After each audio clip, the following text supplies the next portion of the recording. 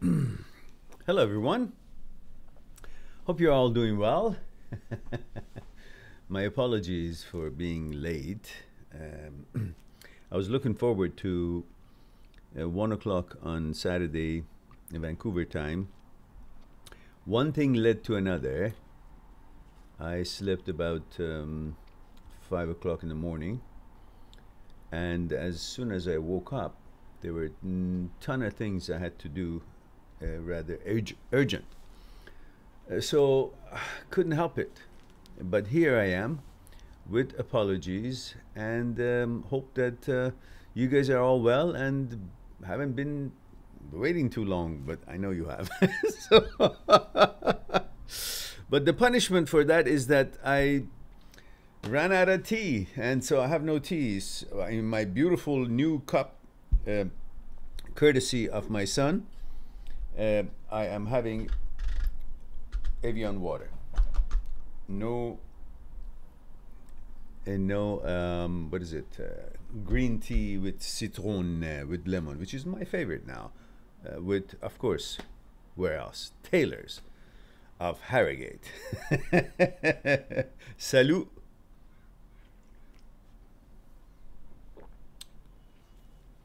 This is a Yeti cup. It's the first time I have a Yeti cup. It's an amazing thing. My tongue is still burning since 4 days ago when I made a mistake and I thought it's cool, but it was hot still. Half an hour after I poured the tea, I thought, okay. And I knew it's going to keep it very hot, so I was aware.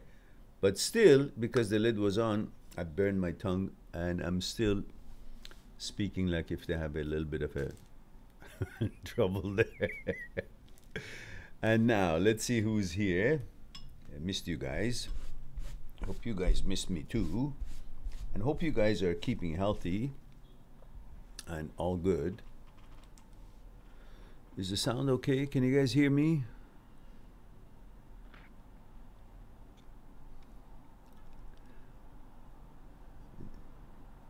John Duffy is here. Okay, John, I know who you are, so why don't I just put you on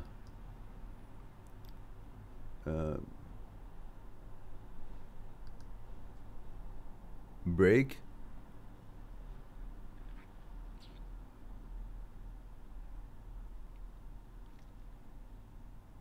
Yeah, I don't know what you're talking about here.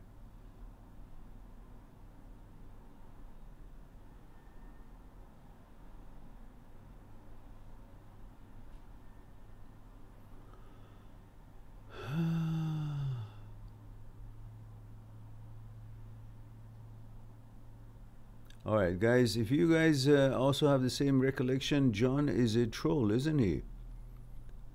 So why don't we say goodbye to him? Huh? What do you guys think?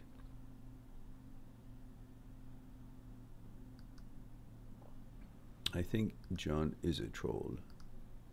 He's proven that before. So we'll put him on the...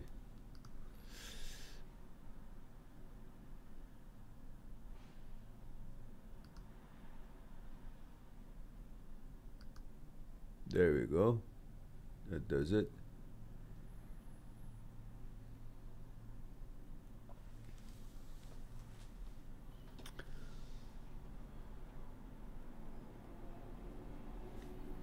Ah, rolling on, you're right. That's, I remembered John the troll. So he's gone. So Pooja says, hello Mehran, how are you doing? Female India. Just one moment, guys. Let me just get this straightened out here.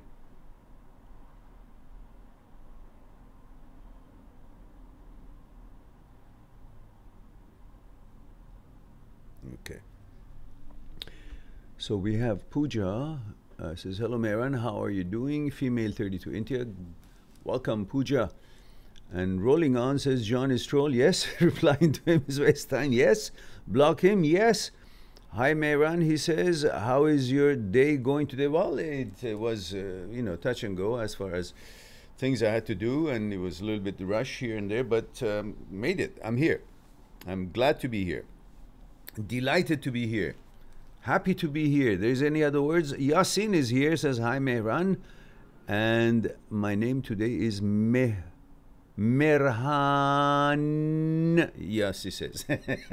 Okay. I'll take it. Carpe Diem says good afternoon, Mehran. Good afternoon to you, Carpe Diem. Good to see you. Adrian says, John, you're hilarious, bro. Adrian, are you new? John was a troll. And Indiligani says, Salam Mehran, Salam. Indiligani says, who bastem? Are you trying to say Khub hasti? Meaning, are you well? I hope you're well. There's a little, I guess, challenge in pronouncing khe in your language. That's why you say Khub hasti instead of Khub hasti. We in Farsi, we pretty much can pronounce anything from any language. We have all these sounds, so that's why many Persians who have studied languages can actually speak good foreign languages if they put their mind to it. Not if they try to make the sounds and pronunciations and all done properly, because we have all the sounds and alphabets. Not sure about if we can speak Chinese as good as the Chinese do, but I have a feeling that we can too, because we have all the sounds pretty much. So for some, maybe it's difficult. Khub and like things like ghe, khe, ge, and these are maybe challenging for some languages. But anyhow, lovely to see you guys here.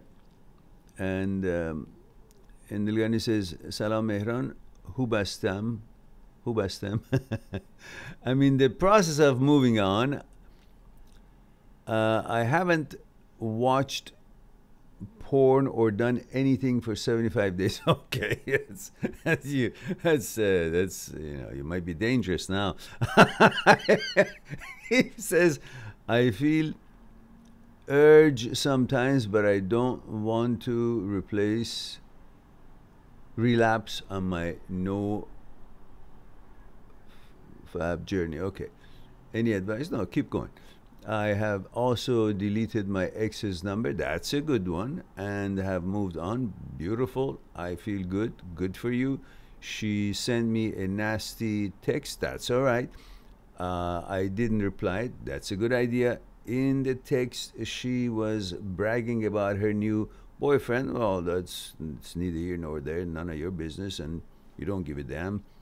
I left her and pity her. Well, good idea. You don't need to answer everything that you hear, and not every comment or question or something that is uttered deserves a response of any kind in general in life. So you did good. Proud of you. Good job.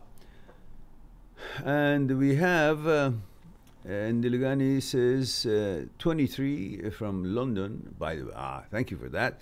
Pooja says, yes, Mehran, waited for you a lot. Yeah, I'm sorry, so sorry. And Pooja says, yes, we can hear you. And Yasin says, hi, Mehran. She fixed my name.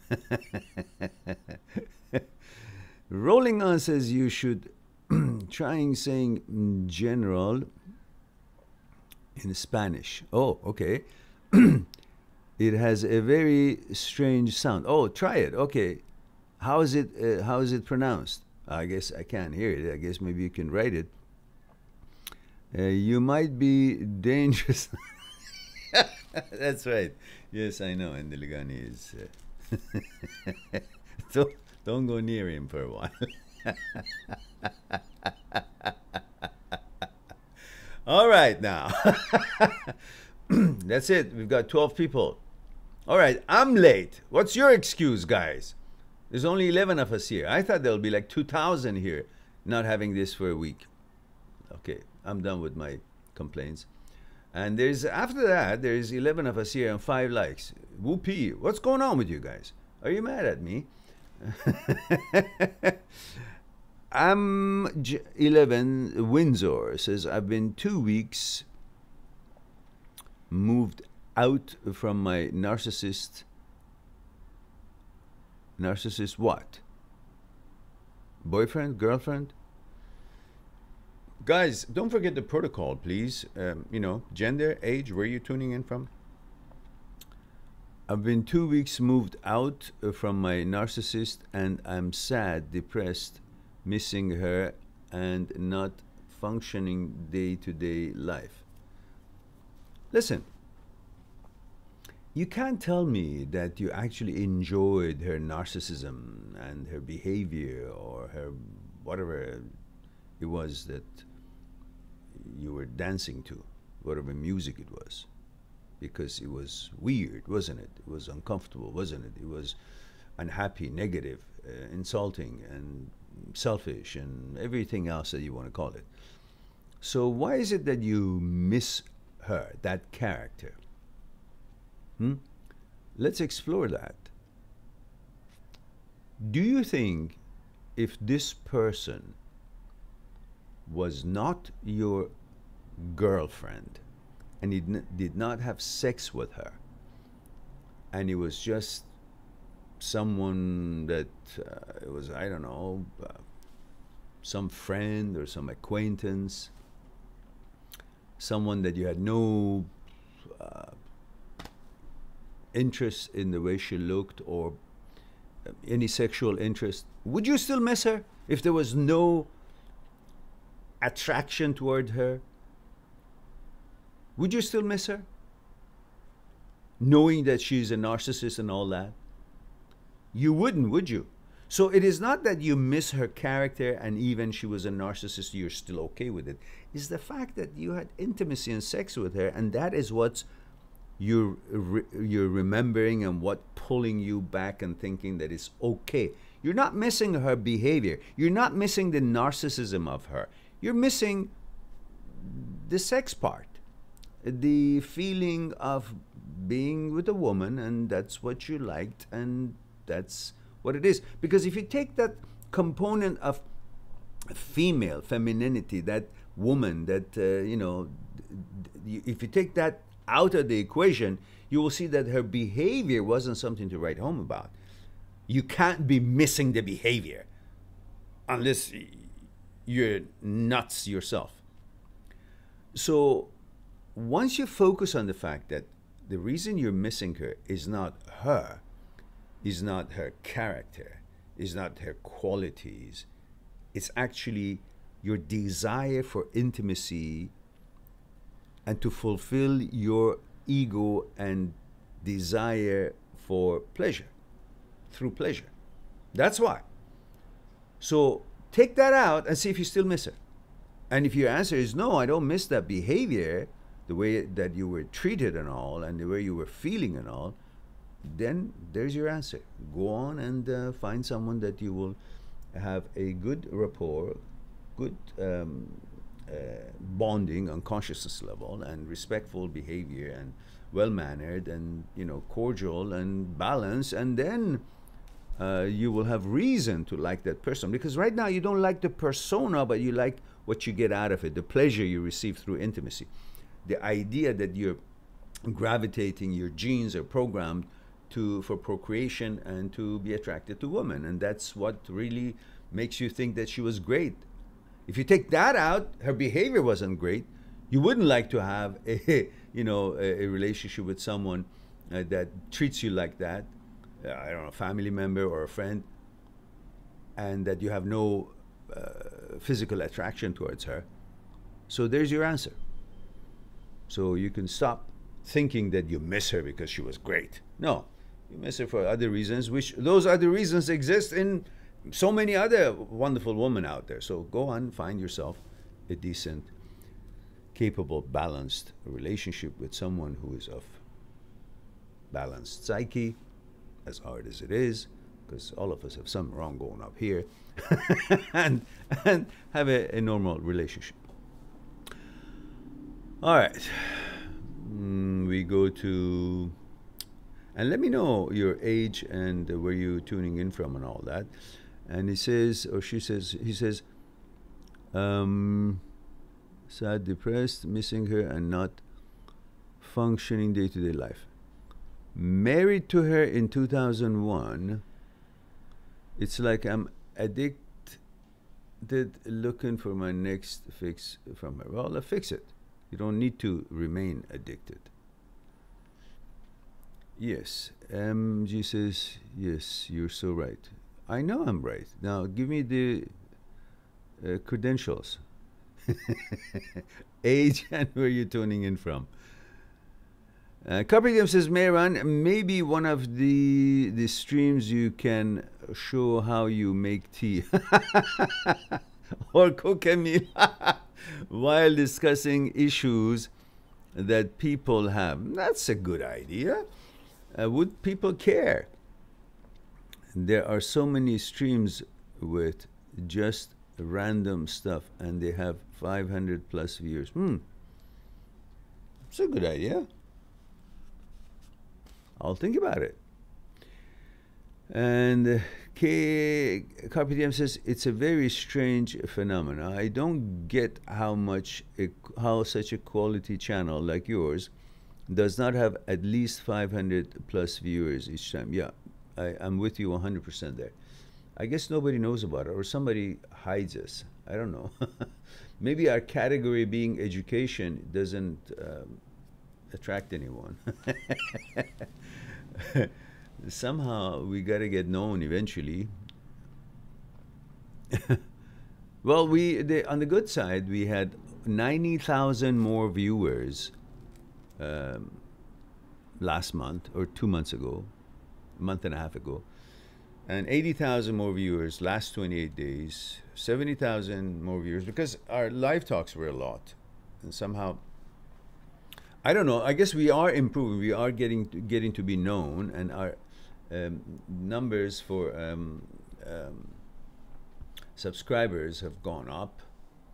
I'm telling you how many we have now. It was just a short while ago that we were 19,000, but it took a while. However, we are now at over 20,000 and a few hundred. There it is. There it is. We have 20,300 subscribers and over 2.3 million views. So it's not bad, but of course, you know, it's not nearly where it's supposed to be. 20,310, no, what is it? I don't see it here. All right, anyhow, that's what it is.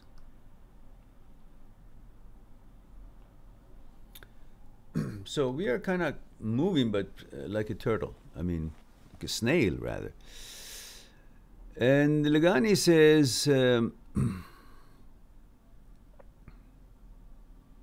Mehran, I have about 3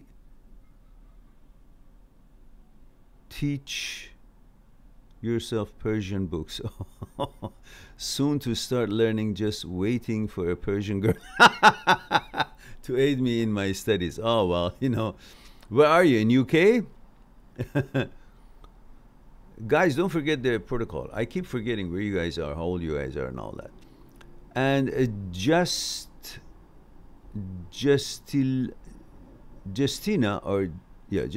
says, I'm 18. I just broke up with my first love, and I have a hard time with loneliness.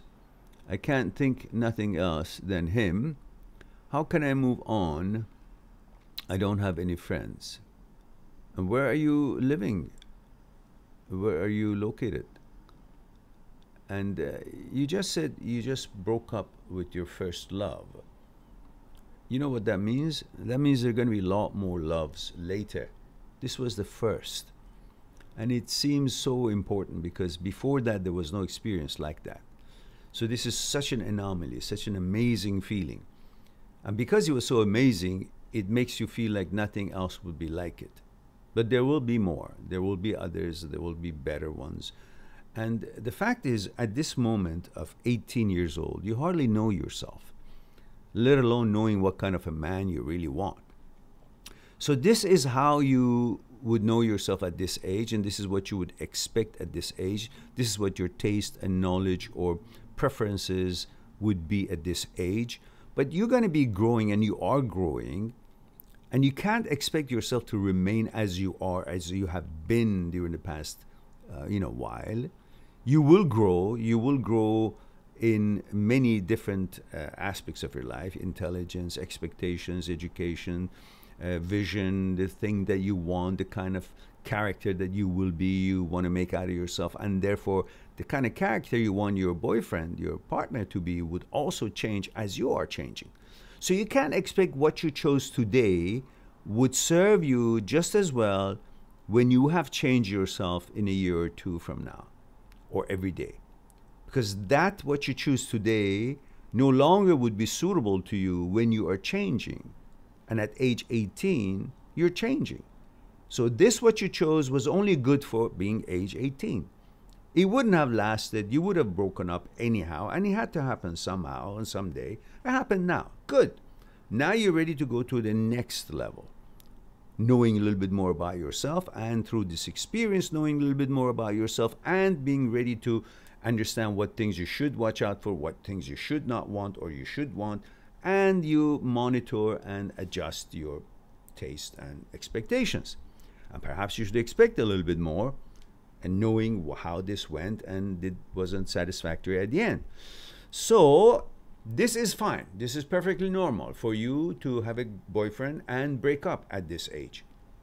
It is normal to break up because you're growing, things change, and he's changing his mind, you're changing your mind. Don't think just because he left you or you broke up with him or he broke up with you, it means there's something wrong with you. No, this breakup is a normal process of having had the first love. It eventually you have to grow out of it, and that growing out of it would come in the form of a breakup.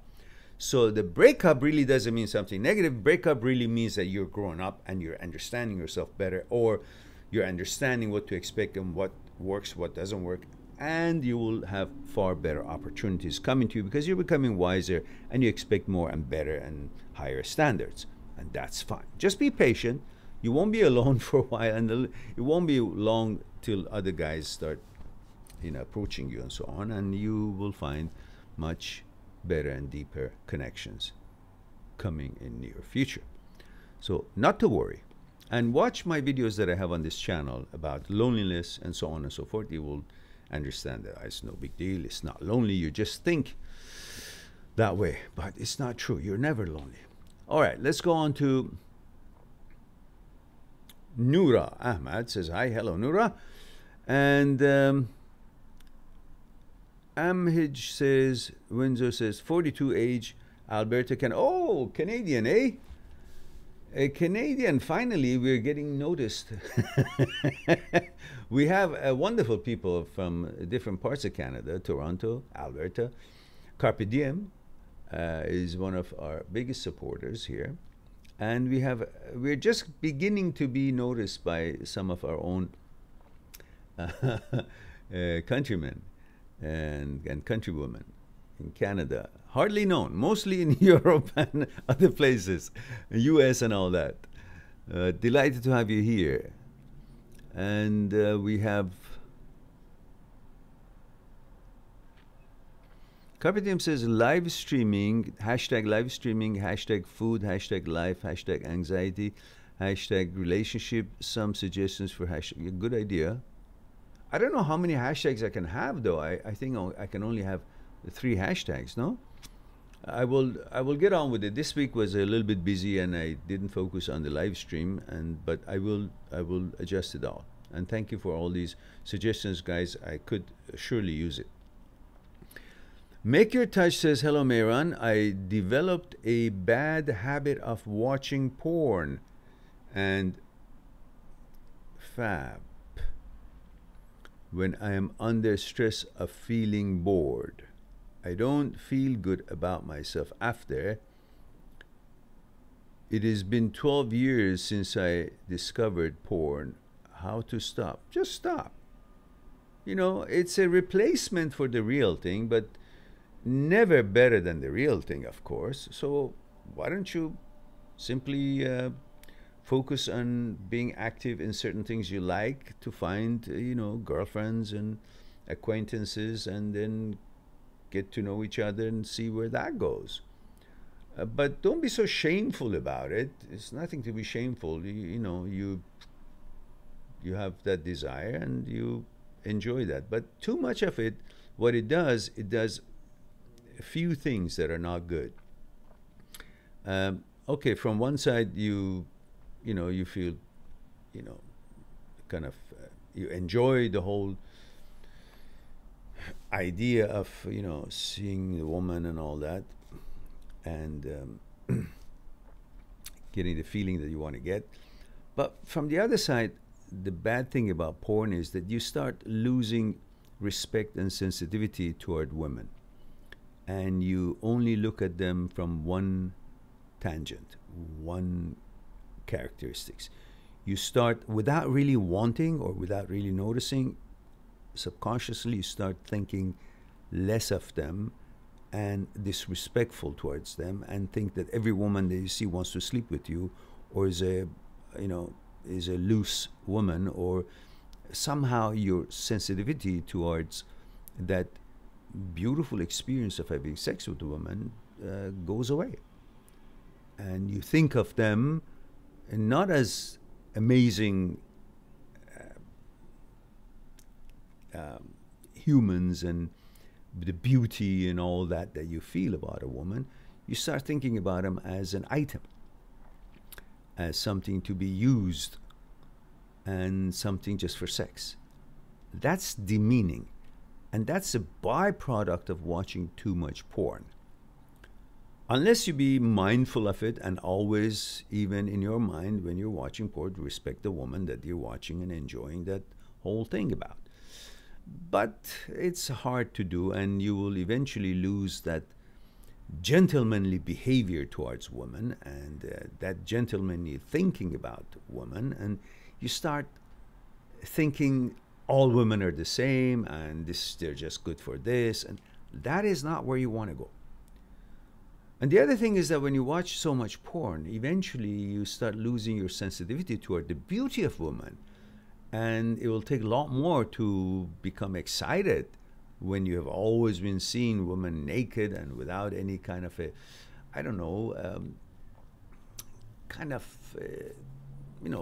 clothing, and the modesty and all that so forth. So you need to create a balance, so to keep yourself sharp and hungry rather than constantly making it like if you go to your office and there's a steak on the table, you come home, there's steak on the table, wherever you go there's steak, and the steak machine and steak cart and steak restaurant all over you, and it's just the smell of it, it's all ready. So you lose the desire for something that is always there. While the steak is an amazing food, but you will lose sensitivity toward how wonderful it is, because it's always there. Same thing with that. You keep watching porn, eventually you lose sensitivity toward that amazing beauty that, I don't know, you feel when you look at a woman's face or hair or body or any part of her that you would normally get so excited about, but now it's nothing to write home about because you've been seeing it all the time, and there's no mystery about them for you. Don't do that to yourself. So these are some of the stuff that comes to mind, and I'm sure you can make the right decision. And Juanpa says, Pura vida, Mehran, pura vida, Juanpa. Male 24, Costa Rica. Thank you for that. Juanpa says, just woke up. Okay, somebody lazier than I am. All right. I have been sleeping a lot on weekends. Good for you. That's good. Juanpa says, it's been a rainy day today. Oh, cozy day. Wonderful for tea.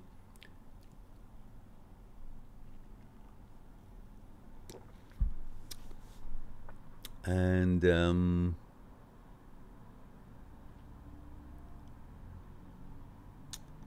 Chinmay says, take care, Mehran. Say, okay, thank you very much, Chinmay. Pooja says, I know it's an uncomfortable topic to talk about, but I need some clarity as nobody talks about it. Okay, Pooja, what is it? Oh, I missed your question? Did I? Where's your question, Pooja? Where's your question? I don't see a question.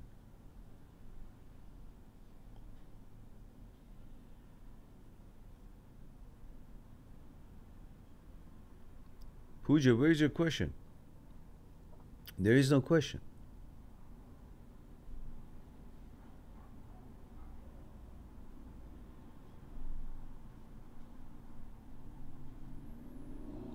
Pooja says, as you know, these people never apologize or accept. Pooja, I don't see your question, dear. I guess that part didn't come through. That's why I didn't answer, because there is no question.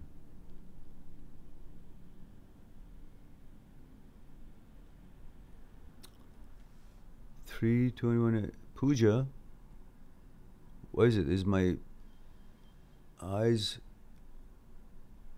don't see it?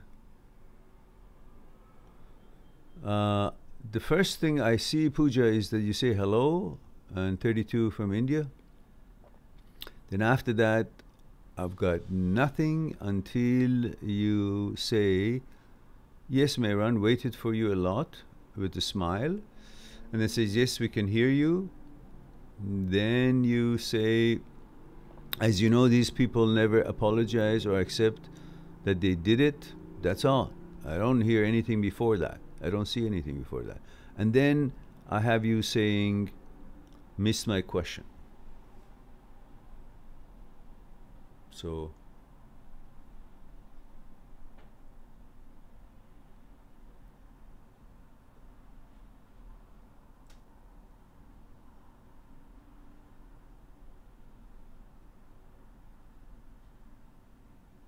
and Carpe Diem doesn't see it either. Chinmay says, uploaded again. I'm innocent.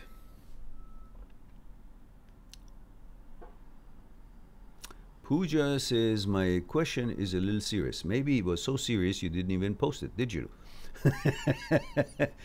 The spiritually talks about a lot about forgiveness, how to forgive a sexual assault abuser. Aha. Is that the question? Is that the entirety of the question?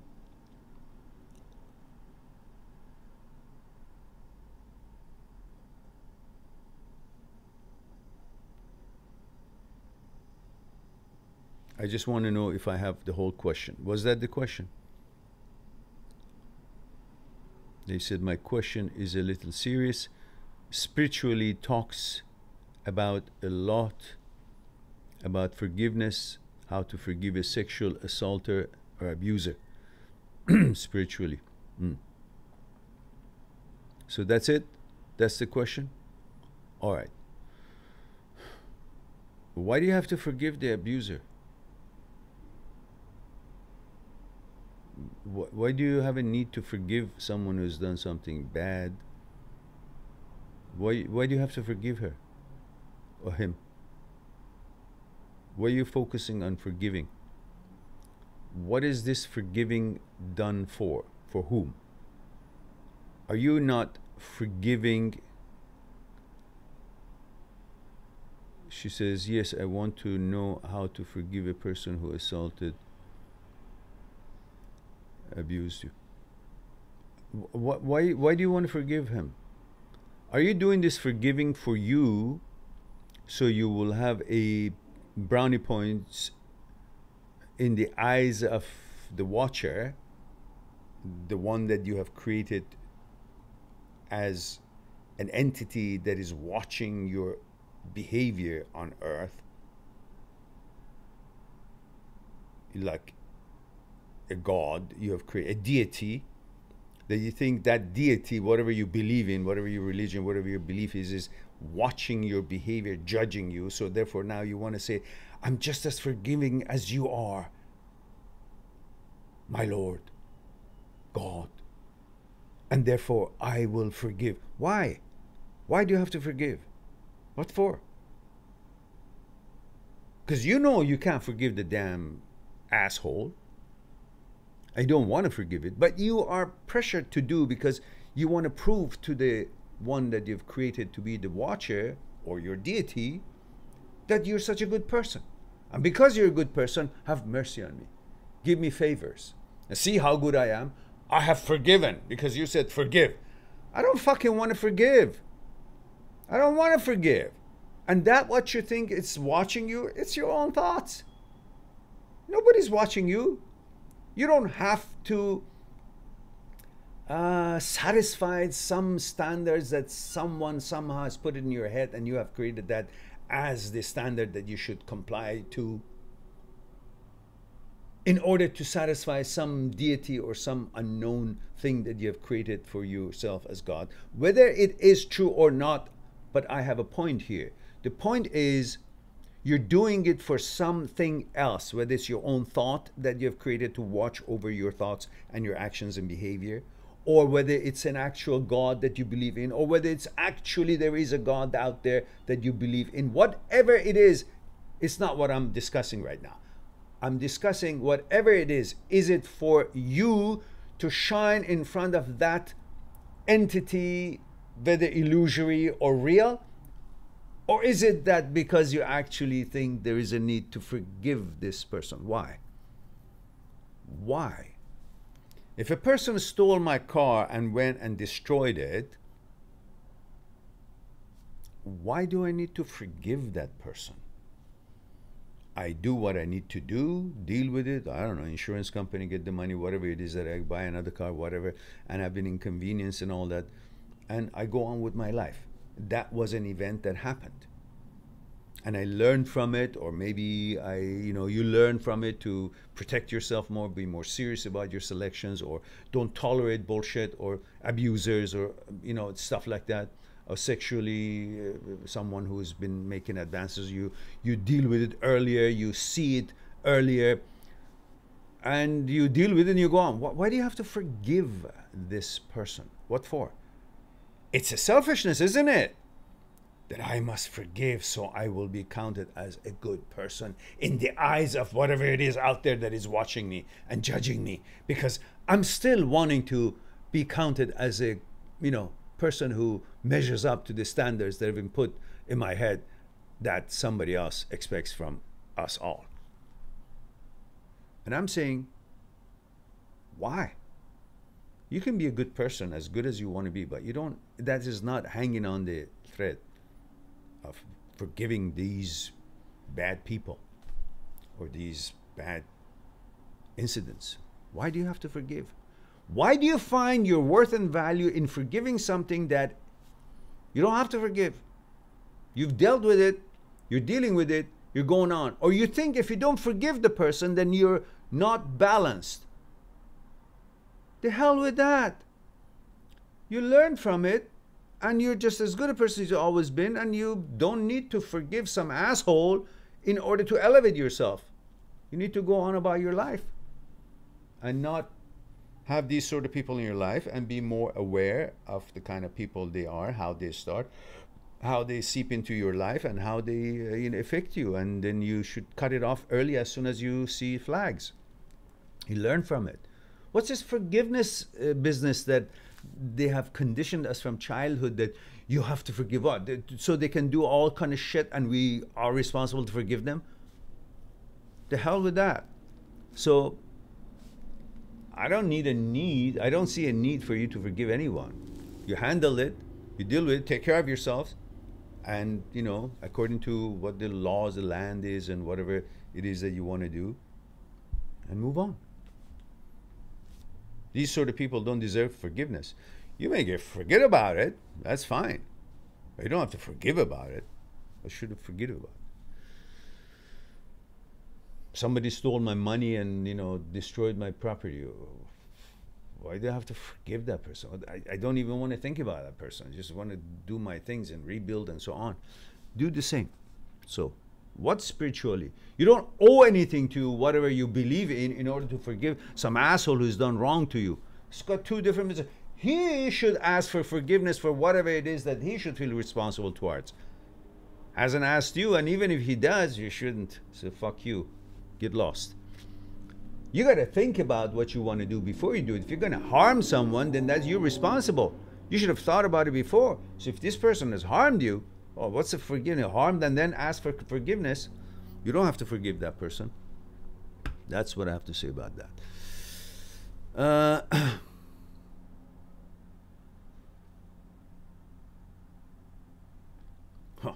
So the other person doesn't take responsibility and you have to take responsibility for it? Why? Why? So the others will say, oh, she's such a good person. She forgave that asshole. Whether you forgive or not, it's not supposed to be broadcasted. Oh, I have forgiven him, therefore now you can all think of me differently. The hell with that. Live your life. It's nobody's business and you don't have to forgive anybody. And live your life. You're on the right. You're in the happy part. You're in the solid part. You're in the strength. You're on power. Everybody knows it. You don't have to forgive in order to be higher and bigger and mightier. No, you are. So don't sell yourself for that kind of a theory that, oh yeah, she has to forgive. She has endured the shit and now she has to forgive in order to be in the eyes of others that, oh, she's a great person. No, she's a great person already. You don't have to do that. So stop that buying into that bullshit. You don't owe the society or that person or anybody or any deity or yourself or anything any forgiveness of any kind. Just don't give a shit about it and move on. You've dealt with it and just move on. And don't allow these sort of people in your life. Casanova says solid advice about forgiveness. Mehran's the best. Okay, thank you. All right. We've got 15 people, 8 likes, 7 don't like us. That's great.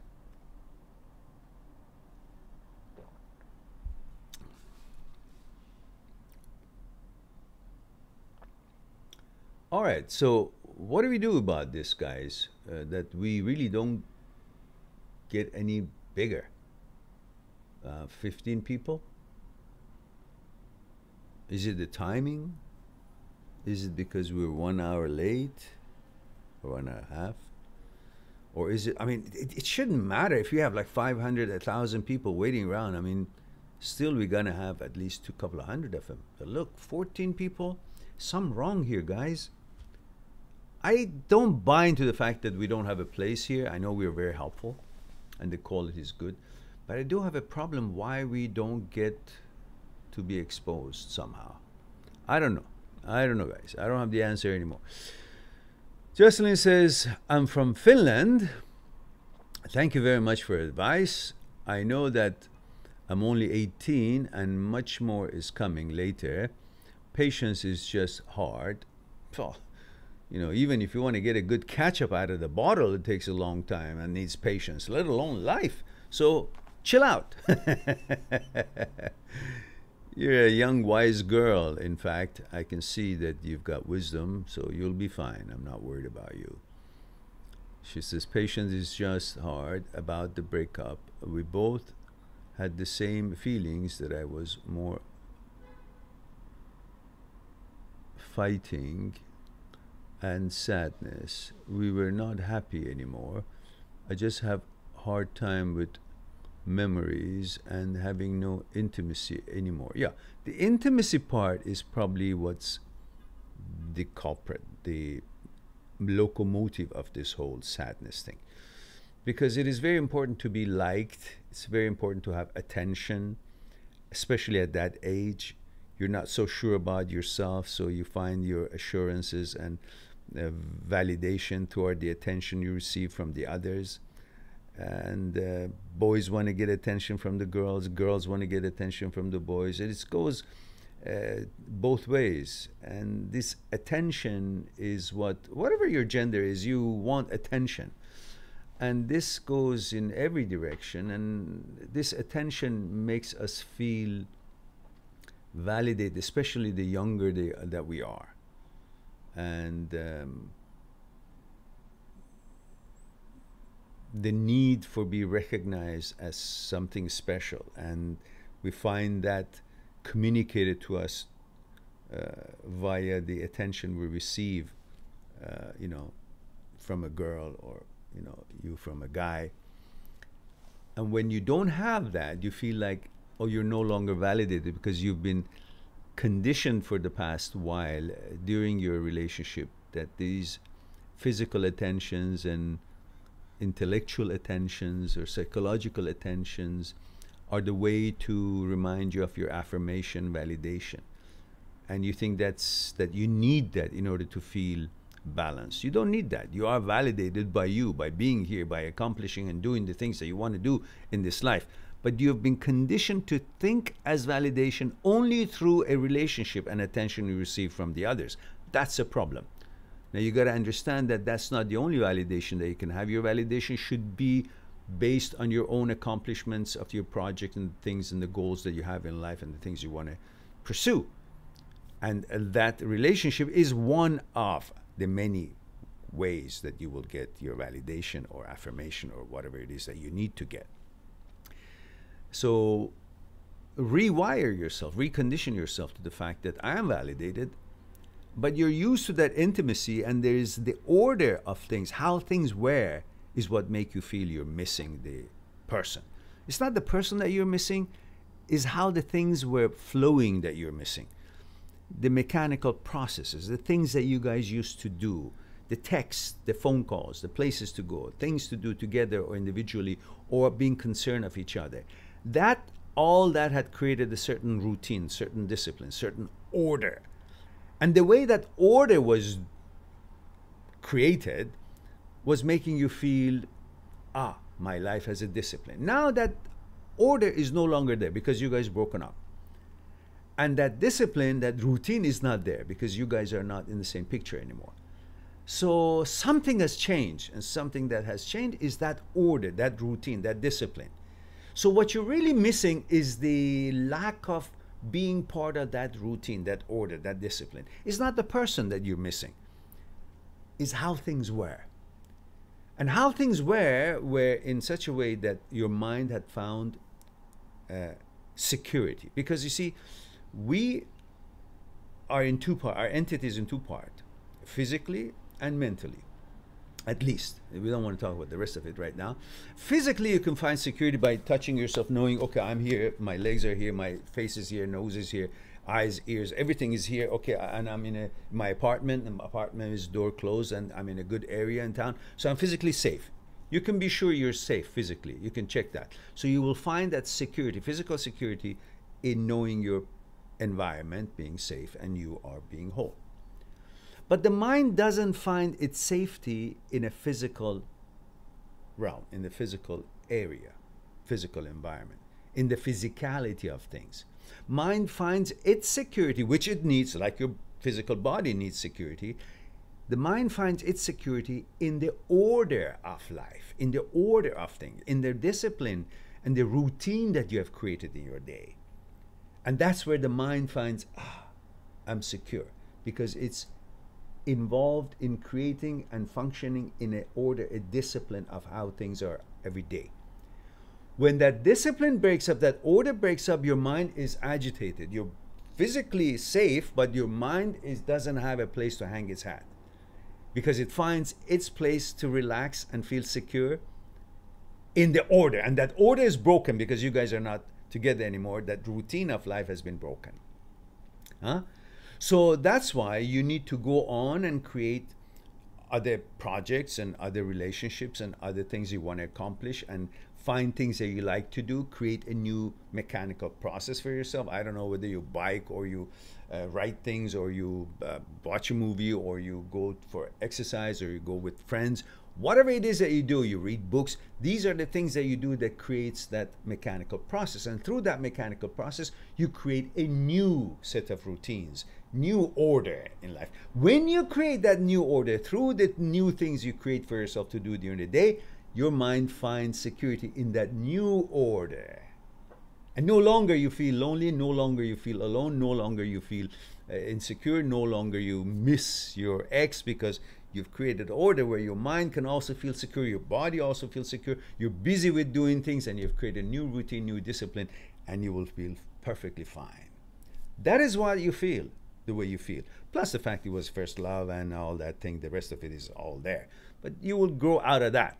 But I want you to notice what happens after breakup. And what you feel is not the person's missing the person that you feel the way you do. It's actually missing the order now being the way it used to be. That's what the problem is. Brings loneliness, brings sadness, brings, you know, the depression and all that, because things have changed and the mind doesn't find its order to feel relaxed and secure, just like the body feels secure. So psychological security is the problem after the breakup, not the fact that you are not with that person. All right, hope that helps you out. Justina from Finland.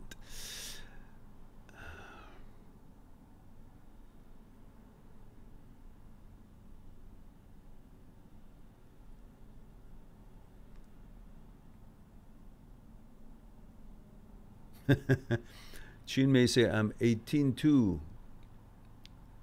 Be aware of Sir's stick.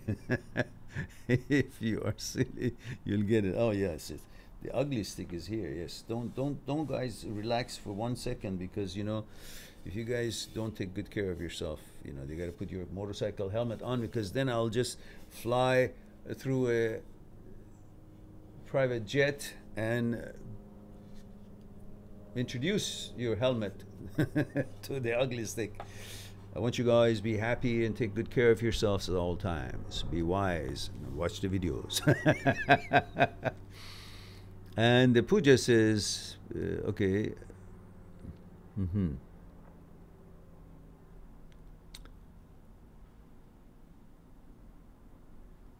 And puja says, spiritually talk about forgiveness as I'm carrying hurt in my body. The other person obviously won't take responsibility, as you know how these people are. Yeah, we talked about this. Puja says, when the incident happened, the person is a relative. I froze in the moment. I just ran away as soon as I could. I was in shock, so I couldn't react at that moment. But the guy went ahead and ruined 2 other girls' lives. Then I spoke up about he being a bad person, not exactly what he did, but other verbal abuse he did to me in past. Speaking lies about me before I can speak about anything about him. He made up total lies about the which holds no ground, and asked for proof for it, although many people in his family know what he did to me. Yet his brother acknowledged what he did to me, but wanted me to apologize to them, as me bringing this up now is upsetting his mother. Big deal. Why should upset his mother? He's an asshole. He has seen him abusing me, but was angry why I'm bringing this up now. I'm being cut off from that certain part of family because of that. Well, the hell with them. Now, Pooja, you're a little bit ambiguous. I don't understand. Has he actually, what has he done? Like, he's touched you inappropriately, or he... further than that, he actually had sex with you, or without your consent, or I don't know what, or is it limited to verbal abuse? It's ambiguous to me, so I cannot really be that much helpful, because I don't know the extent of it in order to somehow have a balanced response according to the severity of the incident. Mind you, all incidents that are not meeting your consent is severe. There's no doubt about that. But I mean, if I don't know the context of it, then it would be not so easy to address it properly.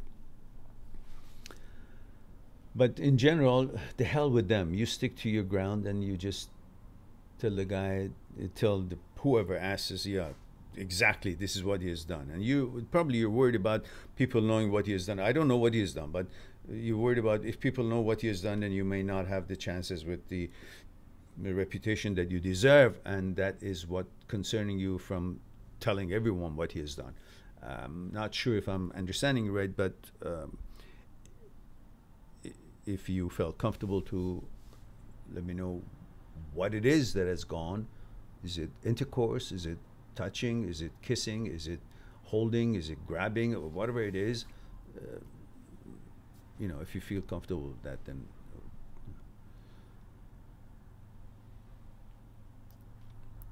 So I don't know the limits or the extent of the abuse, sexual abuse or sexual assault that you say, because in different places, not different places, but in different contexts, one could have a different answer or different, discussion on it.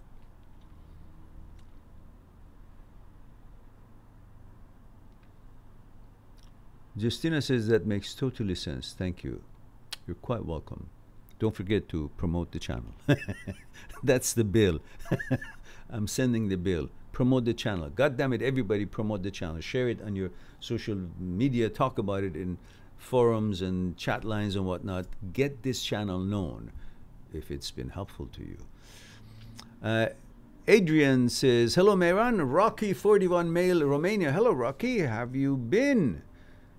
Long time. A joke about a theory and practicality. Son asks his father, what is the difference? So the father says, go get your mother and sister to ask them a question.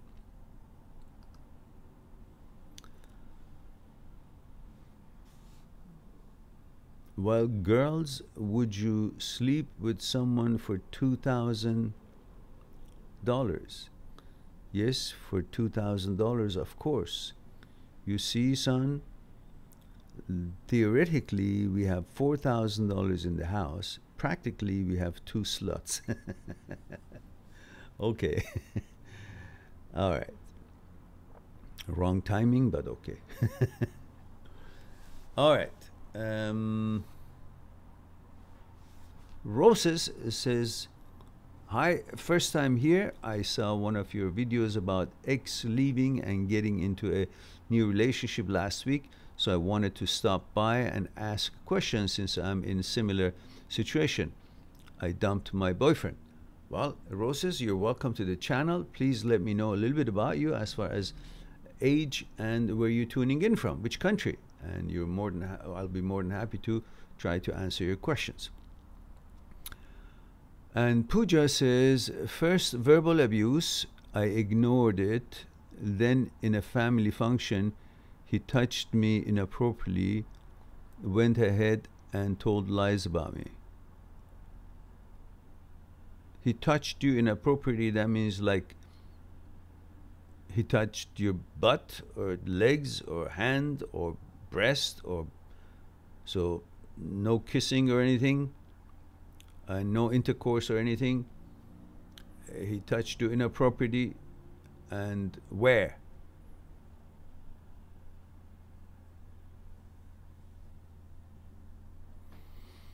And so I go to Rose. Rose says, Rose says, I dumped my boyfriend. He begged me to stay for 2 weeks. I still said no, since I didn't think we were compatible after dating for a year, but I still loved him dearly. After 2 months after our breakup, he got engaged and moved in with a new girl. Did he even love me? How can he move on so fast? You were gonna get married too. We were gonna get married. Texas, female, 35. Roses, the question here is, why do you care? You dumped your boyfriend because you didn't think it's gonna go anywhere, and you must have probably been right. And you had a good foresight. You knew what you wanted, what you expected, and you knew this is not going to go that way. But you're telling me you were able to do that even though you loved him dearly. Well, if you loved him dearly, but you knew and you could see that it's not going to meet your standards, it's not going to go where you wanted to go, you had the strength and wisdom and intelligence to choose between the love him dearly and that it's not going to go give me what I want or what I expect. But then you wonder, why did the guy go and get engaged with somebody else so quickly, and did he even love you? Why do you care? You loved him and you didn't care and you dumped him. You loved him and you still broke up, meaning it didn't mean enough, that love, for you to keep it going, because you preferred what the relationship is headed is not going to compensate or worth or equal to the love that I have for the guy. So you simply said, I actually want to take care of myself. This is not going to give me what I want. So you dumped the boyfriend. But you are wondering if he loved you at all. Why would that matter? You loved him and you still thought it's not good enough. And you made a decision. And more powers to you. Kudos to you. But then why do you wonder, did he love you or not? I mean, you did love him and you dumped him. And you still need to know if he loved you, so you feel good about yourself. Why would you? You made a decision based on sound, decision and, whatever you reasoned with yourself. And now you're hurt that the fact that he moved on. What did you expect him to do? Go and join a church and become a Father Dumpty and live his life that way so you would be happy? Oh, see, he loved me so much. He dedicated his life to religion now. The rest of his life, he's not going to see another woman and be intimate with. And I feel good. But I did love him, but I dumped him. But I would like him not to ever see another happiness with another woman. And he's now being a bishop in some church and serve God. Does that make sense to you? If a guy dumped you, and you found another guy, whether rebound, need, or hurt, that loved you in 2 months later and asked you to marry him, and you said yes because many reasons. One reason could be, well, the guy that you really love dumped you and you have no choice and you feel alone and you want to get married or somehow feel balanced again to keep your head above the water. So is that something wrong if you did that? But if he does that, then you question, did he ever love me? I mean, for God's sake, Rose, what's going on?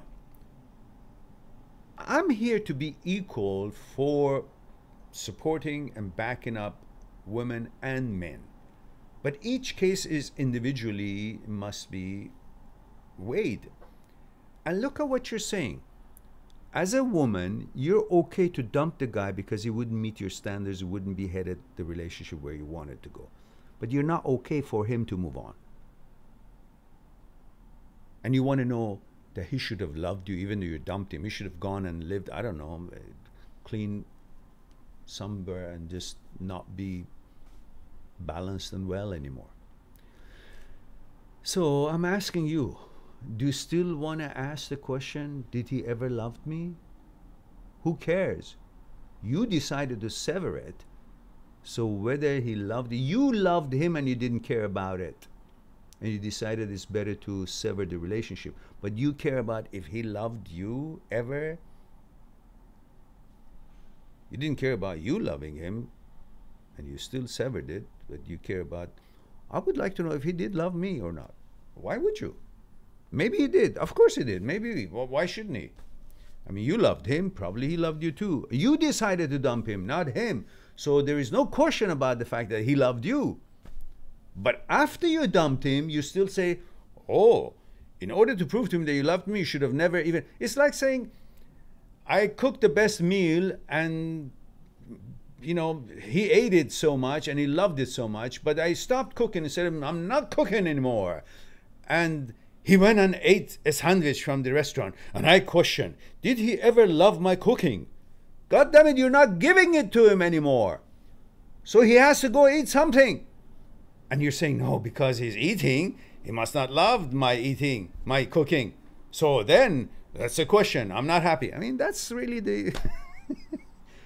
Can we get over that? The fact is that you got what you wanted, and let him get what he wanted. Whether it's right or wrong, it's not your problem. If he's making a mistake marrying that girl, that's his problem. He's going to figure it out. Why should you have to worry about it?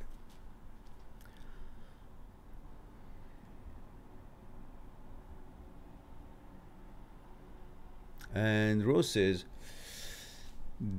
did he know her before? Did he cheat on me? I keep thinking of this. Oh, okay.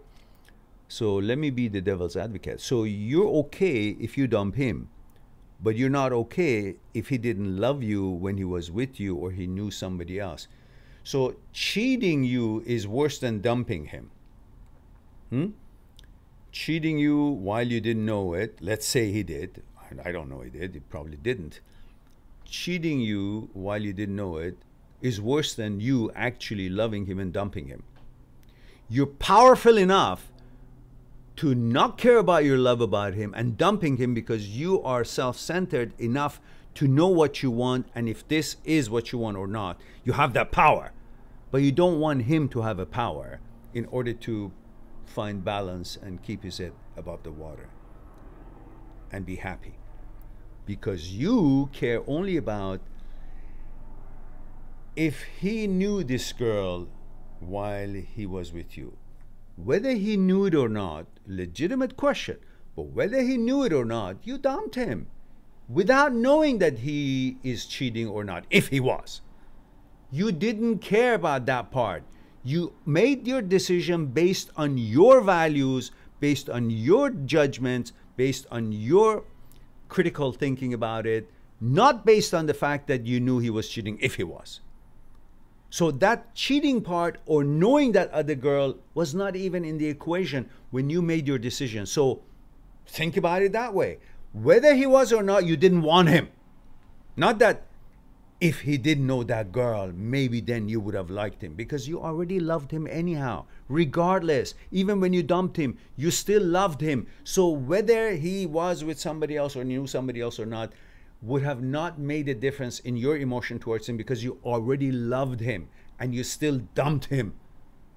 Which means that equation should never bother you. Whether he knew that other girl or not, it doesn't matter. You made your decision independently from whatever it is that might have been or might not have been. Might not have been. That's because my tongue was burned by this Yeti last week. Still, I feel it. Can't speak well.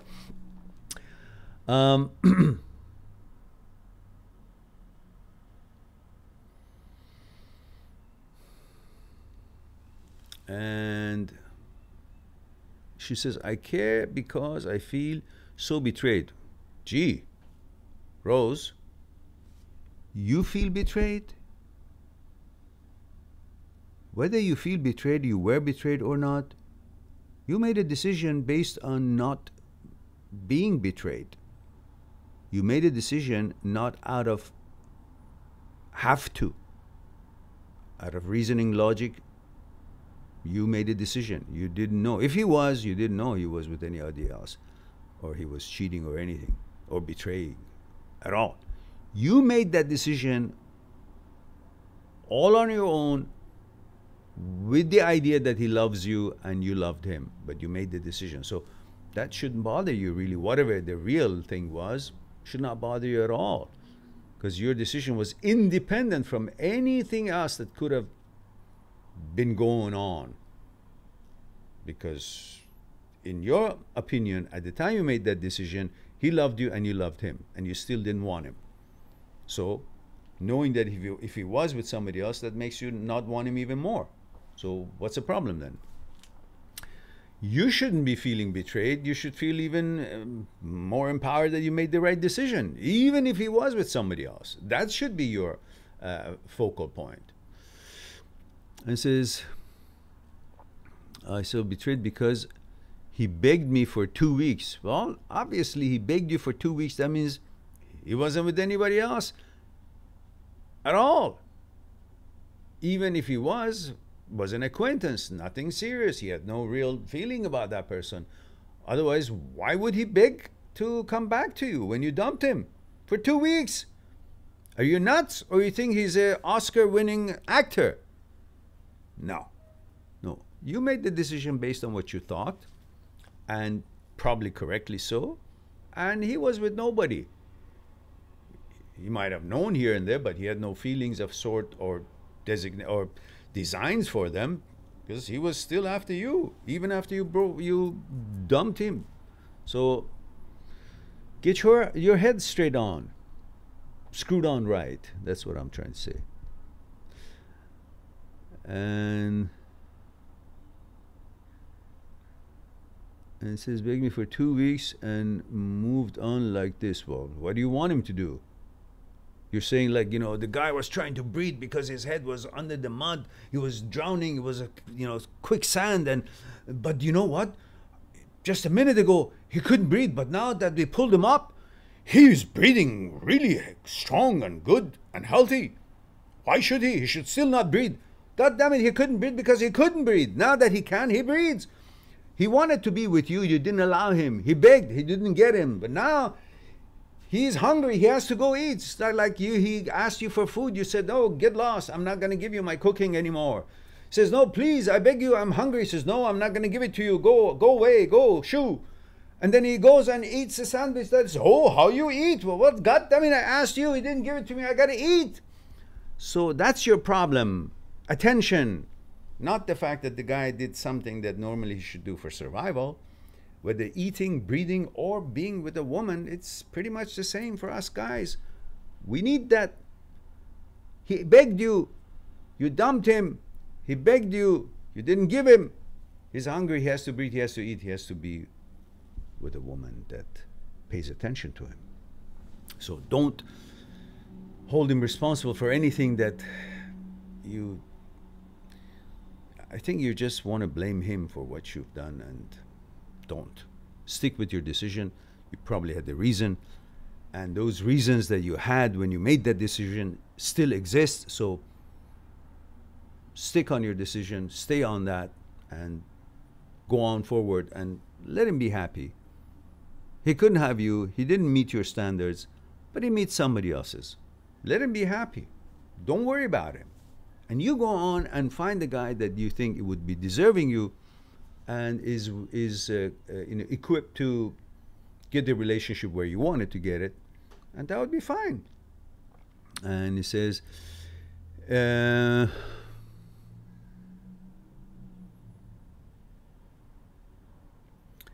she says, he begged me and he got engaged to someone so fast.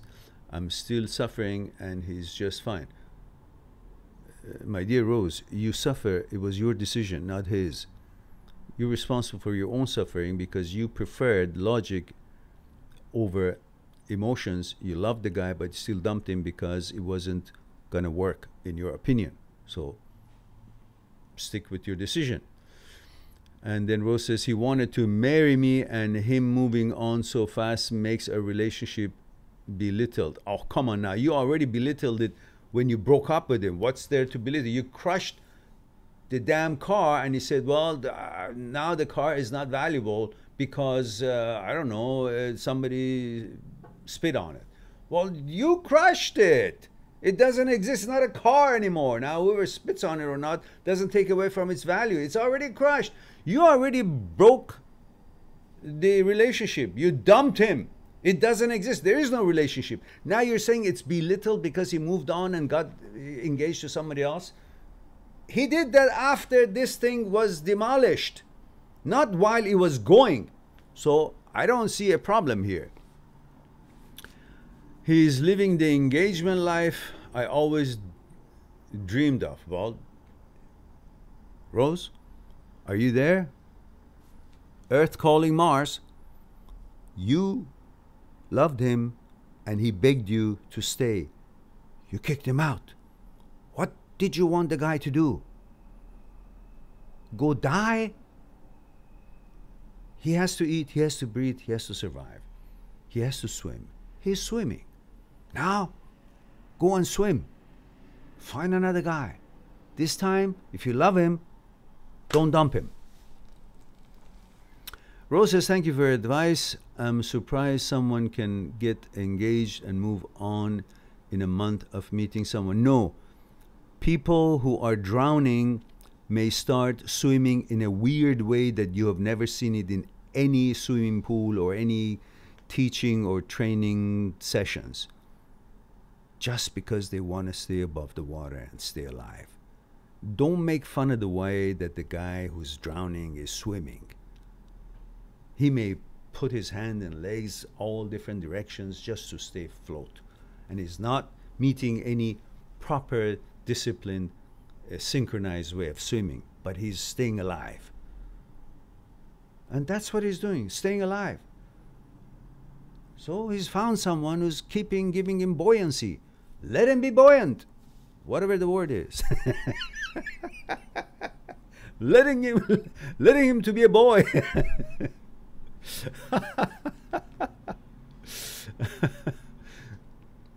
All right.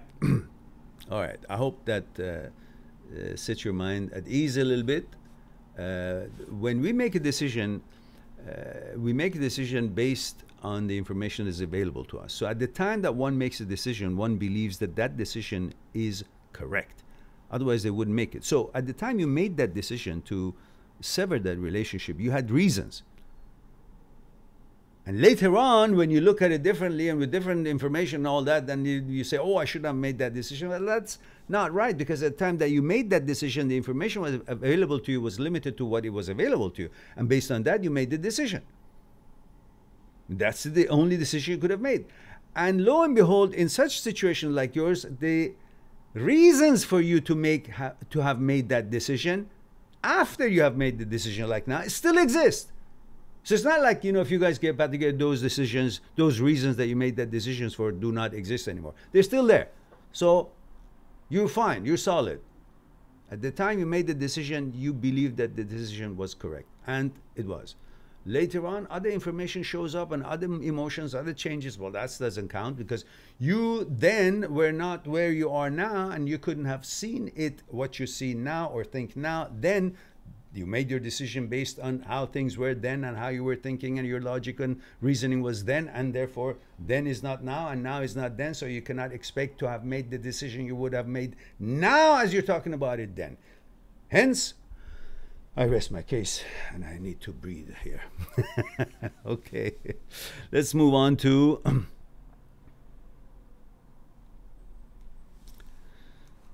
Cero says, yeah, I felt like he was a narcissist, so that was my decision to break free, and seeing him happy, oh, then you made the right choice. Don't even worry about it. If you think he was a narcissist, this is what the narcissist does, keeps begging and begging because they want to get it, and then they want to dump it, and they want to have that control. If that was a narcissistic behavior, if he was a narcissist, I don't know him, so I'm just going about what you're telling me.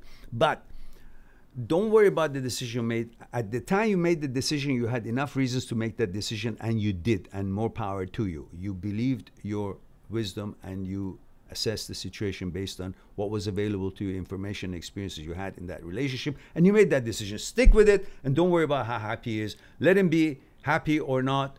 And what you call happy is just a snapshot of what you've seen, ha ha ha, smile here and there, or a picture, an image. But that doesn't necessarily mean he's happy or not. Whether he is or not, that's none of your business. Let him be happy. If he's happy, that's fine. It's okay. It's okay for other people to be happy. You just focus on how you can make yourself happy, and that's the end of the discussion, because you need not worry about anything more. You need to focus on your life, not his. Whether he's happy or he's going to go to hell or whatever, it doesn't matter. You made the right decision based on what you needed to do, and you did, and more power to you. Stick with it, and now focus on how to make your life the way you want it to be and expected it to be, and choose better, select better, so you won't make the decision that you made, so you won't need to worry about it as you are questioning it now.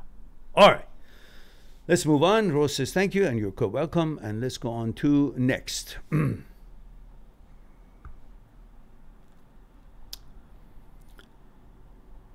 Okay.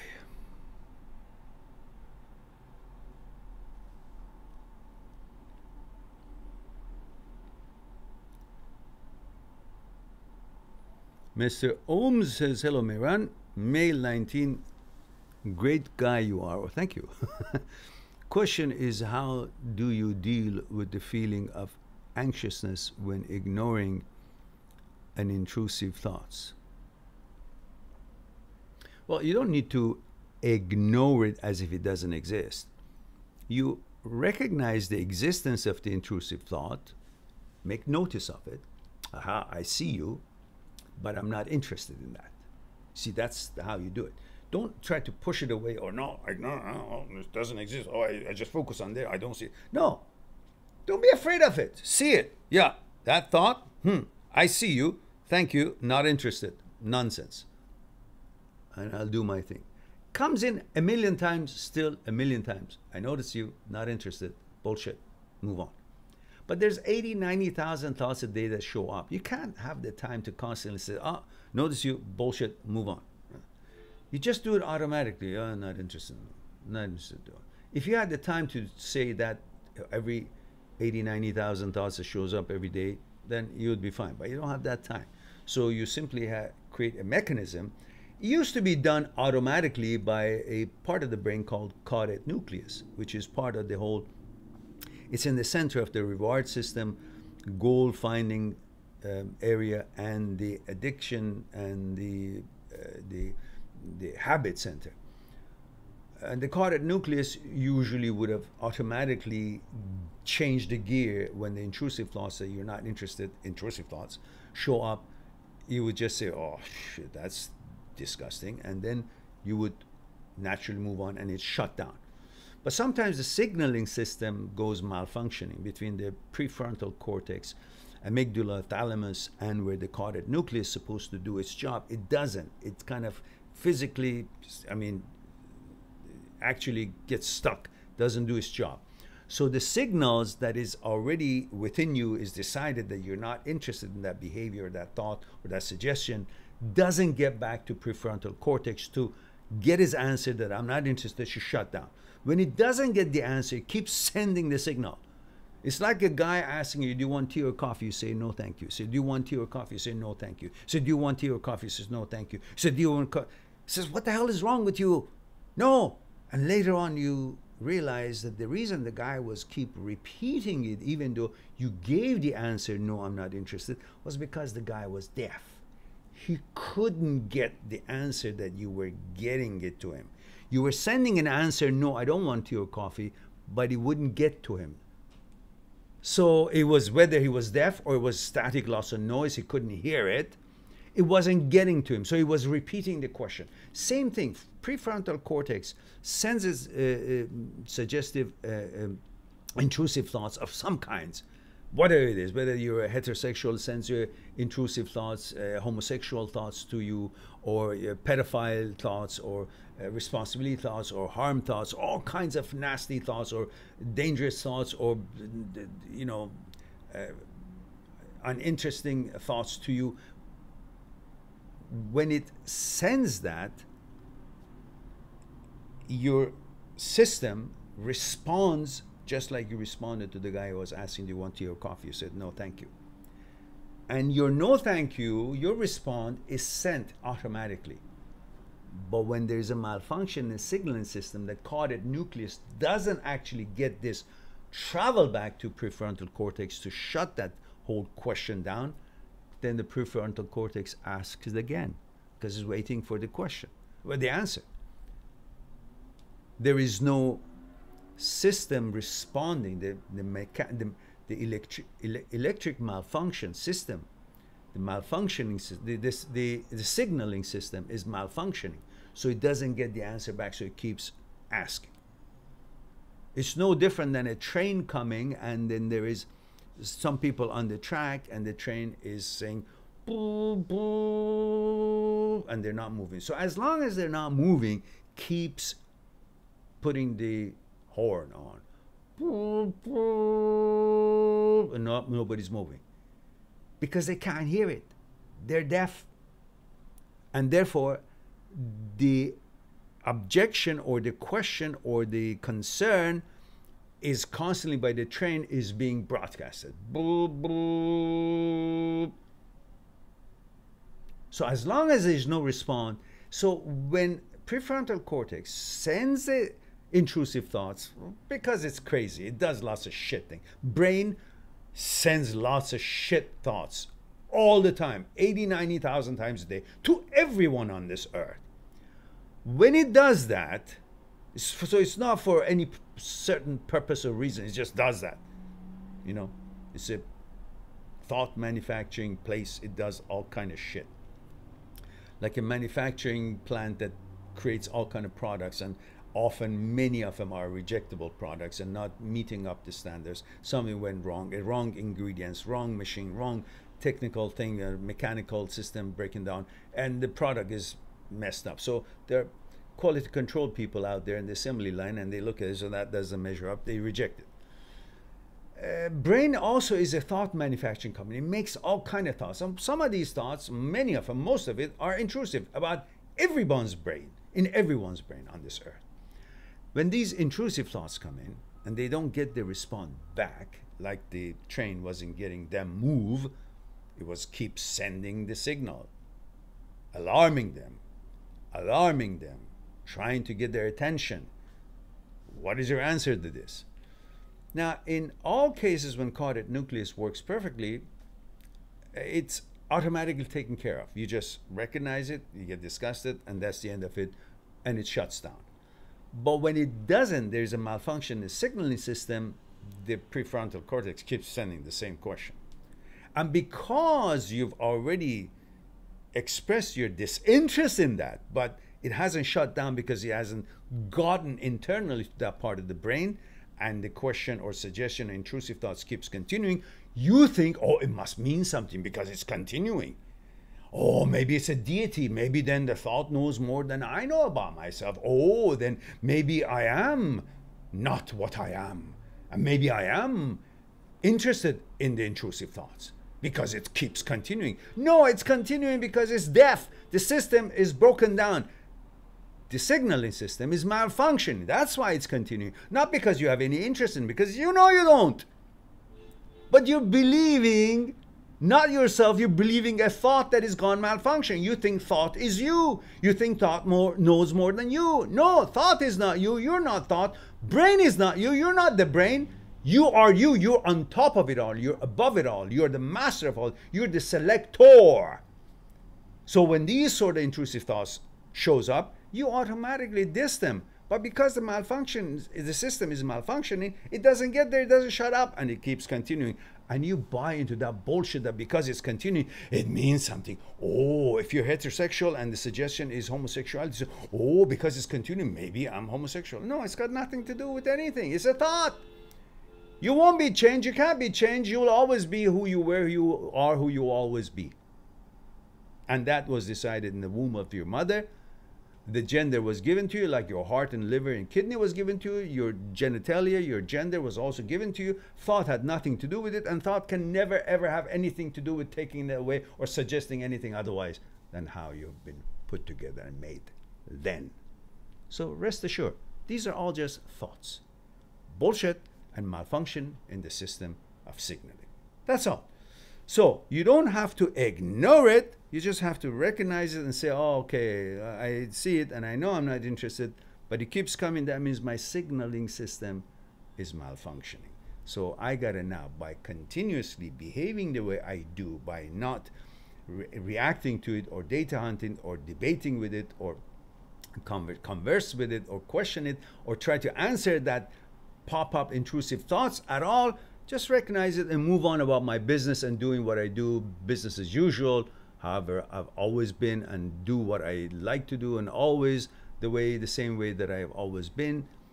Then that behavior rewires your brain and brings the caudate nucleus back on track and eventually clicks it back onto being able to handle these things as glitches, as things that you should not be concerned about, as things that you, just like you're walking in the street and taking a path from point A to point B, and there's all kinds of things on the road while you're driving. There's snakes, there's weird animals, there's shit, there's garbage, there's debris, there's sand, there's windstorm, but you negotiate through because you have nothing to do with them. They're there because that's part of our environment and our life. They're there. But just because they're there, that doesn't mean I have any interest in them. I want to negotiate through them and get to where I want to go and how I want my life to be. That's what your focus should be. And because of that, your focus is, and continuing that focus, then eventually you rewire this behavior and you understand that they can be there, they're thoughts, nothing more.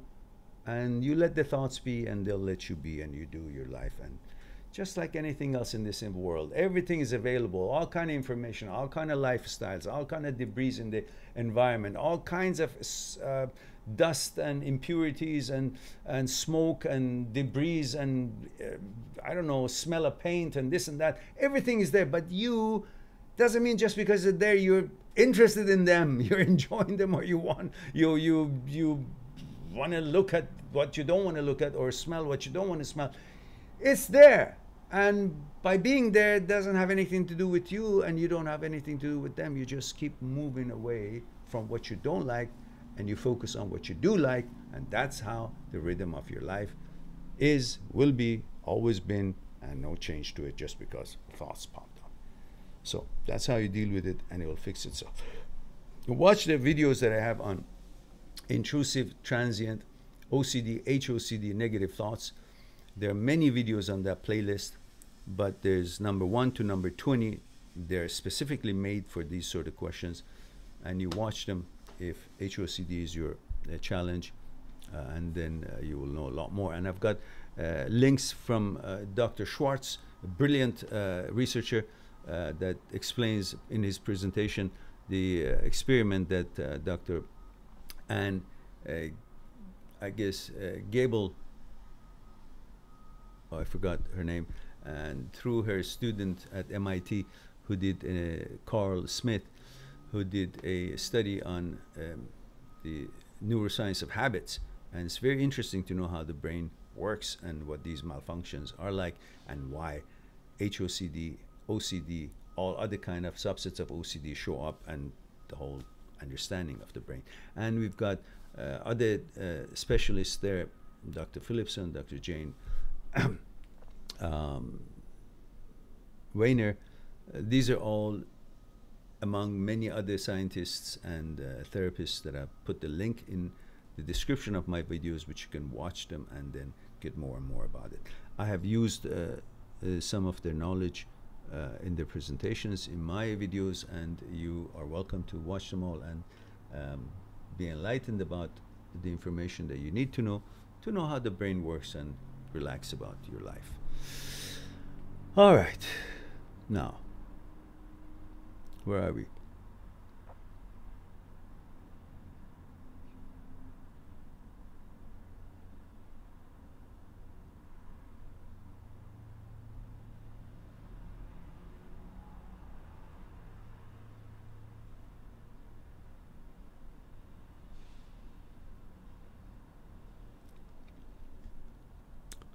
And Postad says, missed my comment. Did I?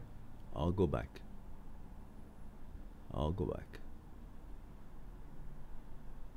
Aha. So, hi Mehran, I constantly find myself overanalyze past situations to the point where they take away the joy and excitement from whatever I'm doing in my everyday life. Postad, male, 19, Saudi Arabia. That was a very closed comment. I don't really understand the specifics of it. I constantly find myself overanalyze past situations. Why? Those situations don't even exist. They're dead. They're gone. Whether you analyze, overanalyze, underanalyze, nothing can be changed there. Just move on with your life. They're dust in the wind. They don't have any effect on your life anymore. Whatever it was, they're dead. So you being in there, not even you're not making any changes to what it was, You're actually robbing yourself from what it is. Because when you're in the memory, when you're thinking about those things, you're losing the actuality of life, which is only happening in the now. So your now is spent in the memory, and memory is the past, and past is dead. So your now becomes a dead life. The living, what you call it, becomes a death in the past. So why do you spend your life like that? You're not just making any difference in that one. That's dead and gone. You're robbing yourself from what it is that you can make a difference and build and for tomorrow, because you're here because of the past. You're the past. Whatever it was is why you're here. Whatever you are now is because of what it was. Whatever it was is the reason for where you are, what you are. And if you're not happy with it, then you don't want to keep being in there, because while you're in there, you're creating what your future is. Look, the past is the reason why you're here. So you are because of the past. And today is the past of your tomorrow. So if you don't like this to continue, you got to change it now. Otherwise, this, what it is because of the past, will be projected to the future. So your future will also be as it is today, and your today is because of the past. So your futures also will be the past of today, which is dissatisfactory to you because you're constantly in there. So you need to make a incredible change, and that would be to understand that your future is the now. Whatever you do now, the past is going to be how your future is going to be. That's going to affect it heavily. And that's exactly why you're affected with the past. You're still in there. So break off from that and bring to the present and become part of the activity and the efforts that you can make in the now, and bring life, because life takes place in the now, in the moments, and do things in that moment that would be the setting and the foundation of what is going to be in the future, because future is based on the past, and your tomorrow's past is today. So make sure whatever you do today will be something satisfactory, because that's how your future is going to be. And then you can move on from the past. If you did understand that, I envy you, because I didn't. No. I hope you did, and I hope that'll be helpful to you. So in other words, shut on the past and move on with the future and live in the moment. That's my wisdom of the day. All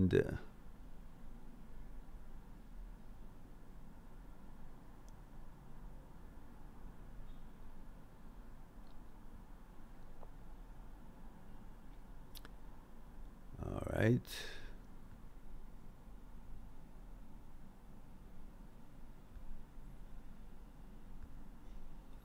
And Stephen is here, says, hello, Mehran. Stephen, male 40, Los Angeles. Hello, Stephen. Boy, we're shrinking. Are we not that interesting anymore?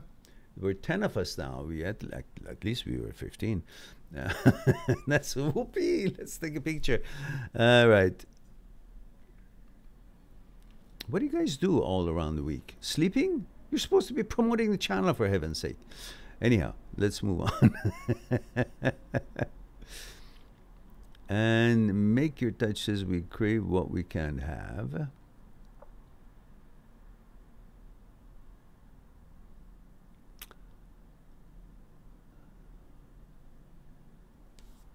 Pooja says, although touching someone's breast could be not a big deal for some, I feel very traumatized by that incident.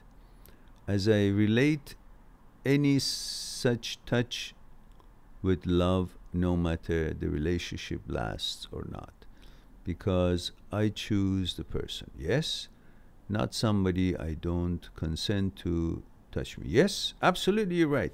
And what you should have done at that moment is slap the guy in the face as hard as you could, because he touched you without your consent. You didn't do that, and that's what's bugging you. Now you want to forgive him in order to cover whatever it is that you didn't do that you should have done in your mind. And I'm saying that's not going to fix it. You don't need to forgive him. he's an asshole, and every time you see him, and tell the other people too, if you had to, say, this asshole, I don't want to see him because he touched my breast. Simple. If that's part of the, I don't know. Because why should you suffer to hide this thing? And now having to have a problem, I have to forgive him. No, why do you forgive him? He's a fucking asshole. So, and next time if somebody does that, slap him right in the face, and right then, he will know. And then tell everybody right away. Don't wait. Last time when you just ran away, you should have ran away to someone who says, hey, so-and-so just touched my breast. Touch my breast. And that's the end of it. You didn't handle it well, but it's done. It's okay, okay. But now you can still do. He says, listen, I didn't want to say anything before, but that guy touched my breast. That's why I'm pissed and I cannot forgive that piece of shit. That's how you deal with it. Why should you eat it up?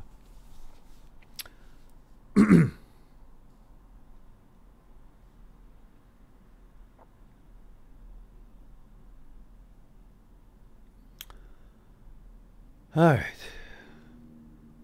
Steven says, I'm doing very well now. I currently dating another girl. Aha, a few days ago, I began receiving phone calls from my ex and text asking how I am. I didn't answer and blocked the number.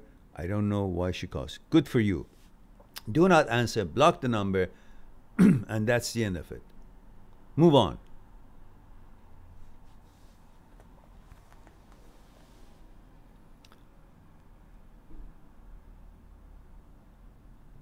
Rose says, do you think this is a rebound? He wanted married, so I feel like he chose anyone. Who cares? You got what you wanted, not to be with the guy. You made the decision based on the information you had, and that was a right decision. Stick with it. Don't give a shit about, what the guy is eating now. Who cares?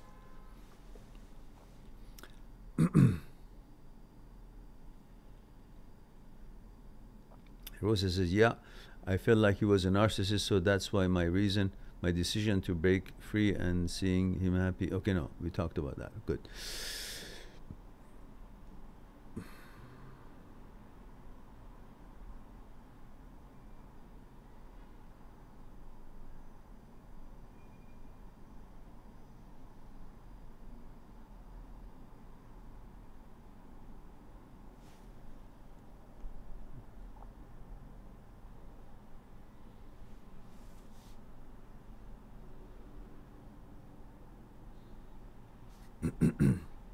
Pooja says, so me and anybody who support me will be cut off the family. Fuck them all. If they're such assholes and low lives that they actually sanction or protect some asshole who behaves like that instead of protecting you, then they don't have any business to be around you anyhow, and you're better off not to be part of them.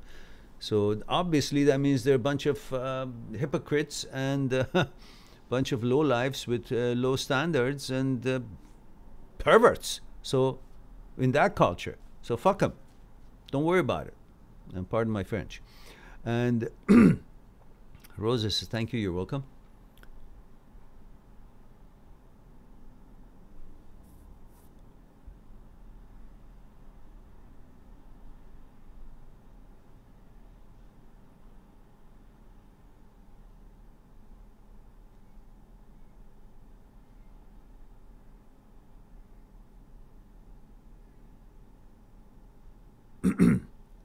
Rose, forget about what you're saying. Focus on the fact that the guy was a narcissist. That's why you bailed out, and stick with that. Don't worry about the rest of it. Don't keep remembering what good was about him, what was good about him. Focus on what was not, and that's where you're going wrong right now.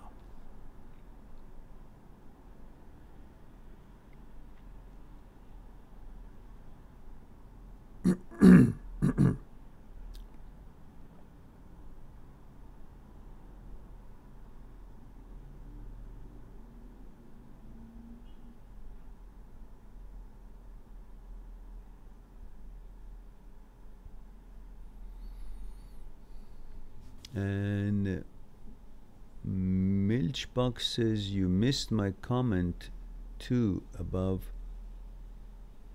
pulse to 2. Come. Oh, did I? All right. Let me go to Milchbox.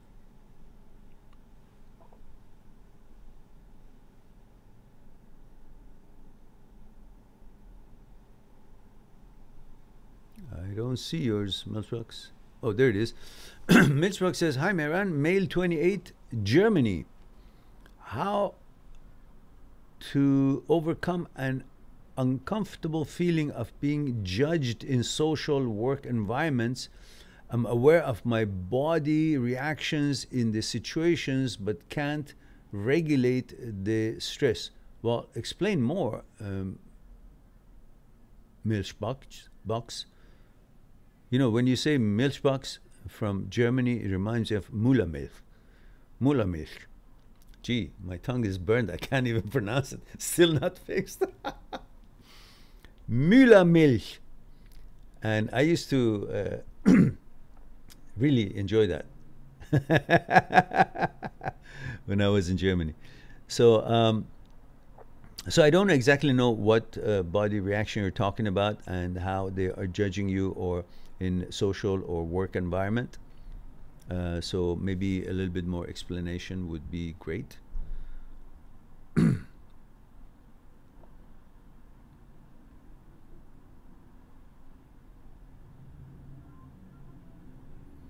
You know, we don't have too many people here, but we have quality discussions here. It's always great.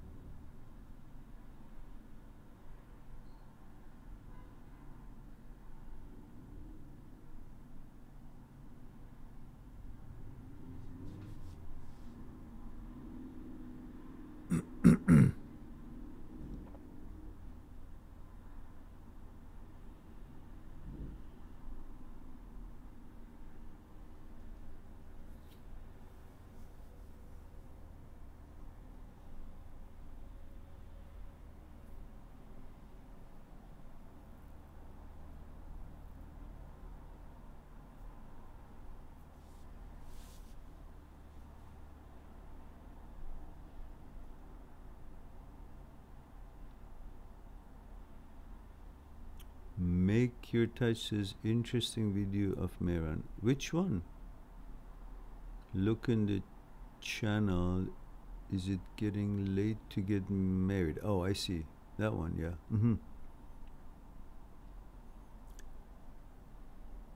Pooja says, "Thank you very much. You understand my problem completely." Okay, you're talking to Chinmate. Rose says, "Okay, I will check out that video." All right. Pooja says, "Yes, quality decision here. Completely agree." Discussion. All right. So it looks like we have finished all questions. Hang on one moment. Let me see if I can find something here for Rose.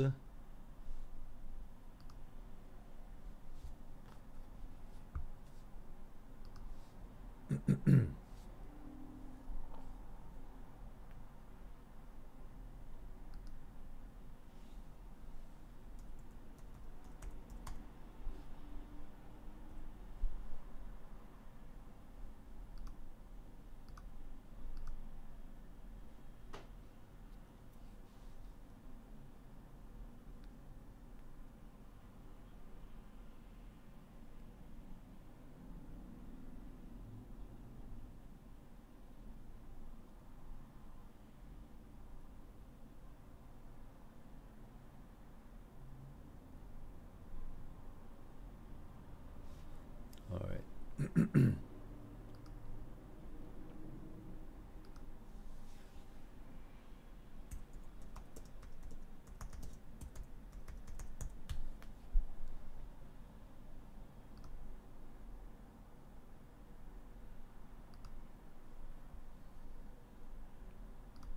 If you go to my channel, Rose, and put in the word marriage, you will have a bunch of videos, about 7 of them, that some of them pertain to your perhaps question. Or you can watch this one that Make Your Touch was talking about. I think that's what it is. And Milchbox G, I can't even pronounce this.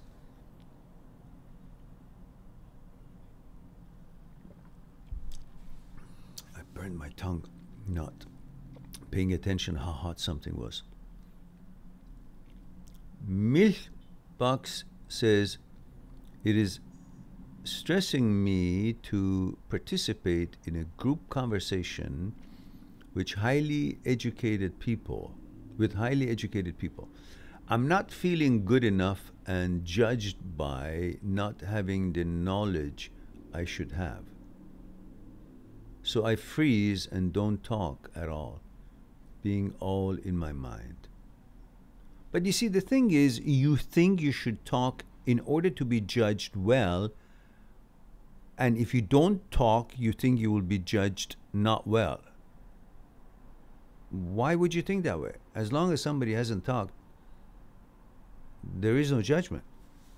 So just be there, enjoy, listen. If you think you're not good enough or as good as their knowledge, just listen and learn. Be humble. You don't have to make a comment in order for them to say, ah, he's so smart. Because that's your need to be recognized in a certain way. Smart. Don't have that need. Don't give a shit. You are who you are, and you research what you like to research and become, more knowledgeable about it, or don't. Doesn't matter. But you don't have to seek that admiration or recognition or judgment of others favorable to you. Don't give a damn. Don't give a shit. Just sit there, enjoy the conversations that they're having, and if they ask you something, say, I really don't know. I have to study more about that. Simple. Don't be afraid of it. Let them feel so high and mighty, because you're not there to compare yourself. You're there to maybe learn something or enjoy it or just be part of the social thing. He says, well, my interest right now, or my limit of expertise in this matter is not as good as you guys, so I prefer to listen and learn. And if something that you're really good at and you know something about it and you think it's important to mention it, then you can come up with a comment. Otherwise, why do you feel pressure that you have to say something? Just nod if you think you agree with what they say. Don't be there to seek anyone's recognition or admiration or approval. Just be there because you want to be there. That's all. Because you want to socialize. You talk about weather. Talk about whatever you like. They talk about, I don't know, the roots of pie. Well, then let them do that. You can focus on a different pie. Don't follow people. What do you think? Those guys that are talking about that particular subject that they're so scientific and so knowledgeable and so good at, they're like what? Better than you? No, they just know about that particular subject. They still got to get up, wash their mouth, clean their face, shit in the toilet, flush the toilet, and have their breakfast, and then carry on to the office. No different than you. In some particular matters, they may know more about you, and in some particular matter, you know more about them. Or the same it is for everybody else in this world. You don't have to compare yourself. You don't have to measure up. They don't have to measure up to you. You don't have to measure up to them. You just be there. Enjoy yourself. Why are you making it so difficult? Why do you have to please them? Who the fuck are they? That's all I have to say about that.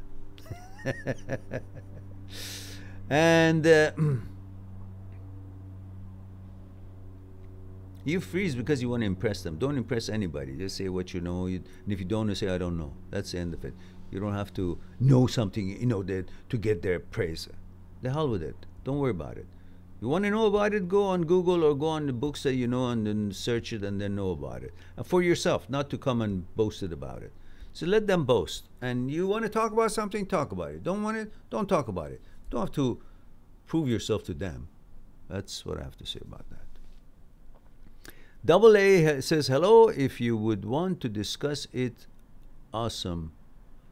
After my ex dumped me, he agreed on meet up so I could vent to him, etc. He was Overall loving. After 5 months of almost no contact, I said I don't want to keep in touch. He wanted to call me, sort things out, and get a closure, but I denied, saying it would take away my 5 months progress. I don't get it. Who broke up with who?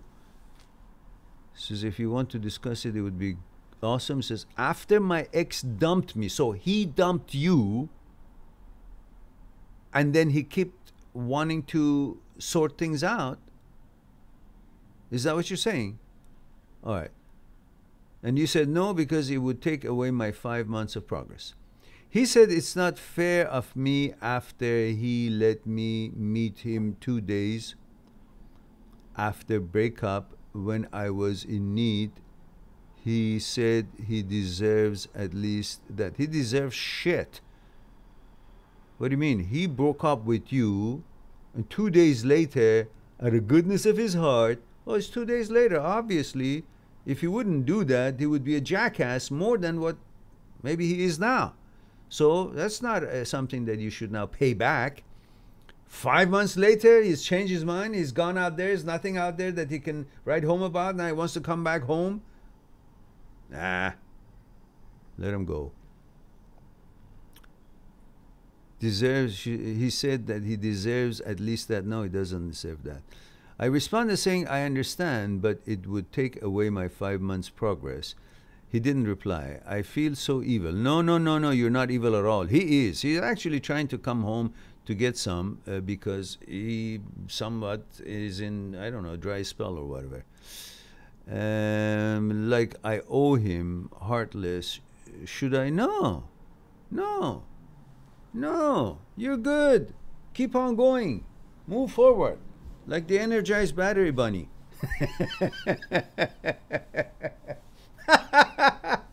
That's what, the guys, he probably comes in maybe for another while and then he says, okay, I had this, now I go again.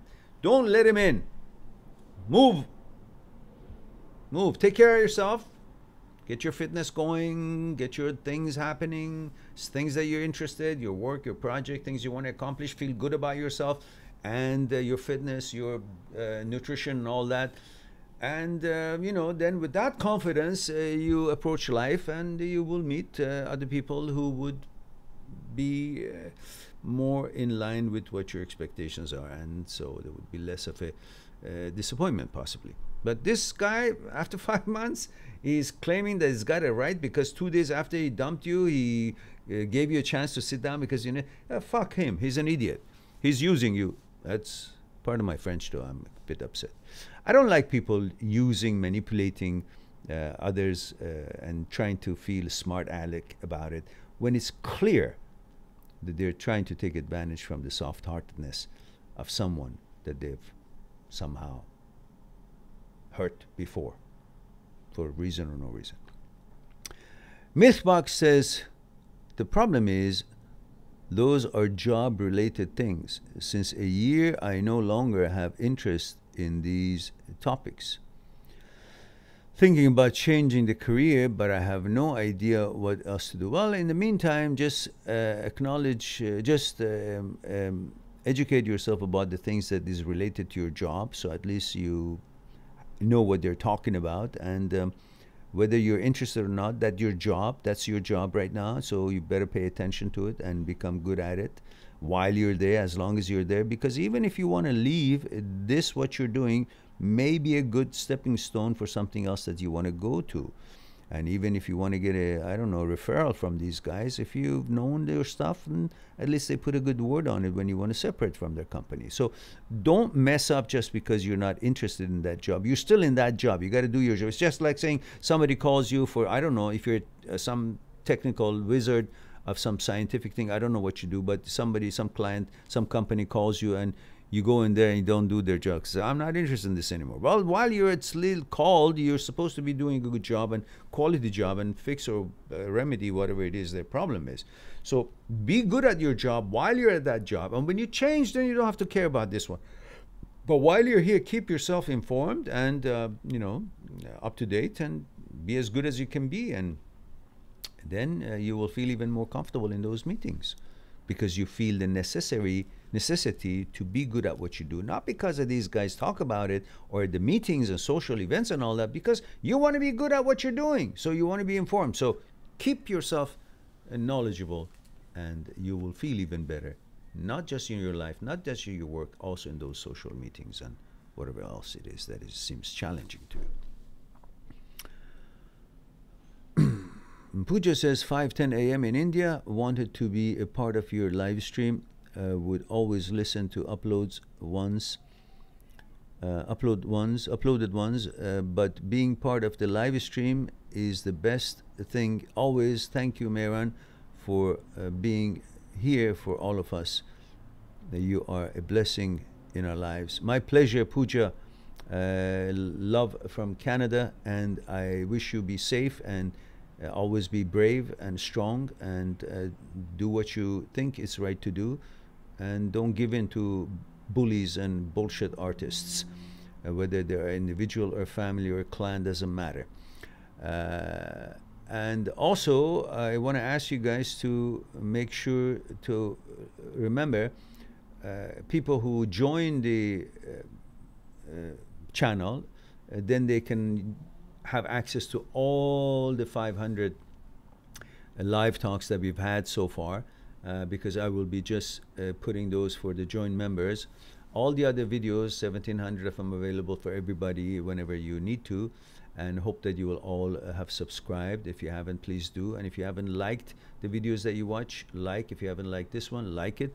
And at the same time, please become a member. It's, I don't know, $3.99 a month or $8.99 or $34.99. You have options, and help the channel and talk about the channel out there. And you'll have access to all the live chats that can keep you company while you're doing your work. And it's a background with all kind of different topics, 500 of them. And I will be periodically adding more and more of them to the members only options and publishing's part of it.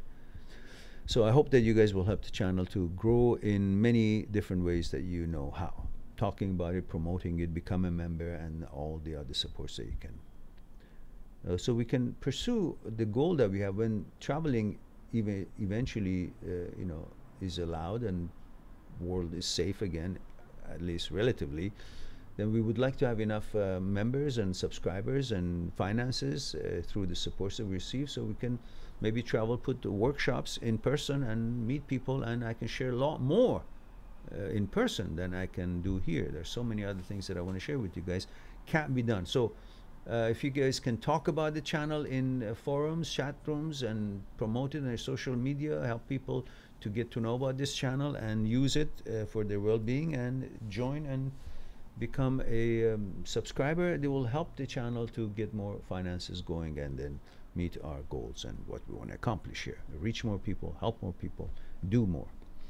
Anyhow, thank you in advance. And then Milchbox says, thank you, good point, you're welcome. And Tin Plus says, at least from a distance, I miss him so much. All right, that's all right. Says, he left me because I forced him for marriage commitment. It was an 8 months relationship. I feel like I pushed him away due to my clinginess. It's been 3 months and he never contacted me. Don't feel sad. Listen, whether you pushed him away, whether you wanted this, whether you were pushing or not, you would have done that anyhow, because eventually that's where you wanted to go. That's what you wanted to see. And you started now, well, okay, maybe you would start it later, maybe a year later, but it would still be the same. It would still end up being the same reaction. So better to do it now and then move on to know that it's not going to work with him that way, and you're fine now. That's lots of police and ambulance thing. It's concerning. Well, it's moved away. All right. Okay, guys, it seems to me that it's 2 hours and 16 minutes. It's a lot more than we wanted to do, but, well, that's a punishment I get for being late. Instead of 1 o'clock, we started 2:30 or 2:40. I hope that you guys enjoyed it as much as I did, and I look forward to talking to you next Saturday. Please don't forget to promote the channel as much as you can on your social media. Talk about it in the forums and chat lines and so on. Introduce it to people, what it does, the quality, the contents that are available here on this channel. Watch the promo of the channel if you like. And at the same time, do become a member if you like, and subscribe if you haven't, like the videos if you haven't, and whatever video you watch, please like them. It will help the YouTube to recognize us a little bit more. Amanda says, hello, I'm 27, female from LA. I found out my ex-boyfriend sang the exact same song for the new girlfriend and made her think he handmade for me.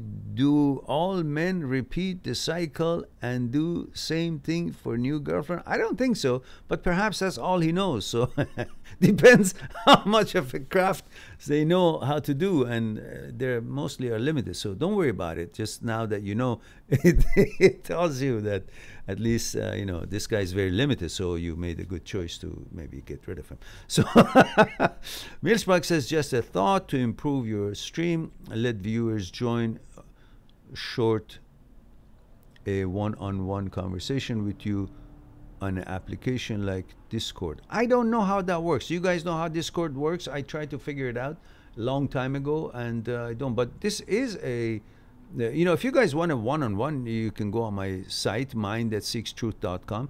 You can take a look at the table of contents of the books that I've written. You can book an appointment on Skype for 1 hour. If you book an appointment for 1 hour, I'll throw in another hour. So you'll have 2 hours to discuss things that concerning you, one-on-one on Skype. What better than that? If you go on my site, you will have a elaborate package of $198, which includes half price for consultations on Skype, includes many videos that are not listed, includes, I think, includes the mindset pamphlet that I can send you, which is very important for after the breakup. And there are many other perks in there that you can take advantage of, and which is very affordable. And I've made sure that it's affordable. And the ebooks are, you know, the books, printed books are $80, $100, but the ebooks are like $8, $7.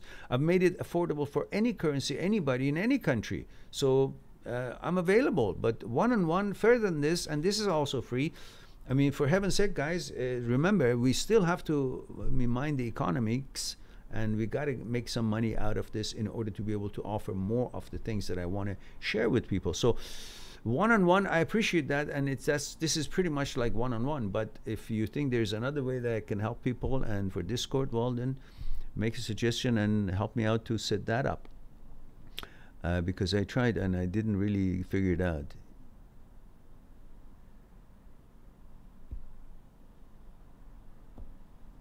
Okay, Milchbox, just you can email me at Mehran at mind@seekstruth.com, and then I can email you back and we can discuss it and how it's done and so on and so forth. I'd appreciate it. So guys, it's 2 hours and 20 minutes, and this is time for me to say I love you all. Thank you very much for being here, giving me the opportunity to share a thing or two with you. I hope and look forward to next week's our discussion, and hopefully we'll have a lot more people then. In the meantime, be good to yourself and to the others. I'll talk to you soon. Bye for now.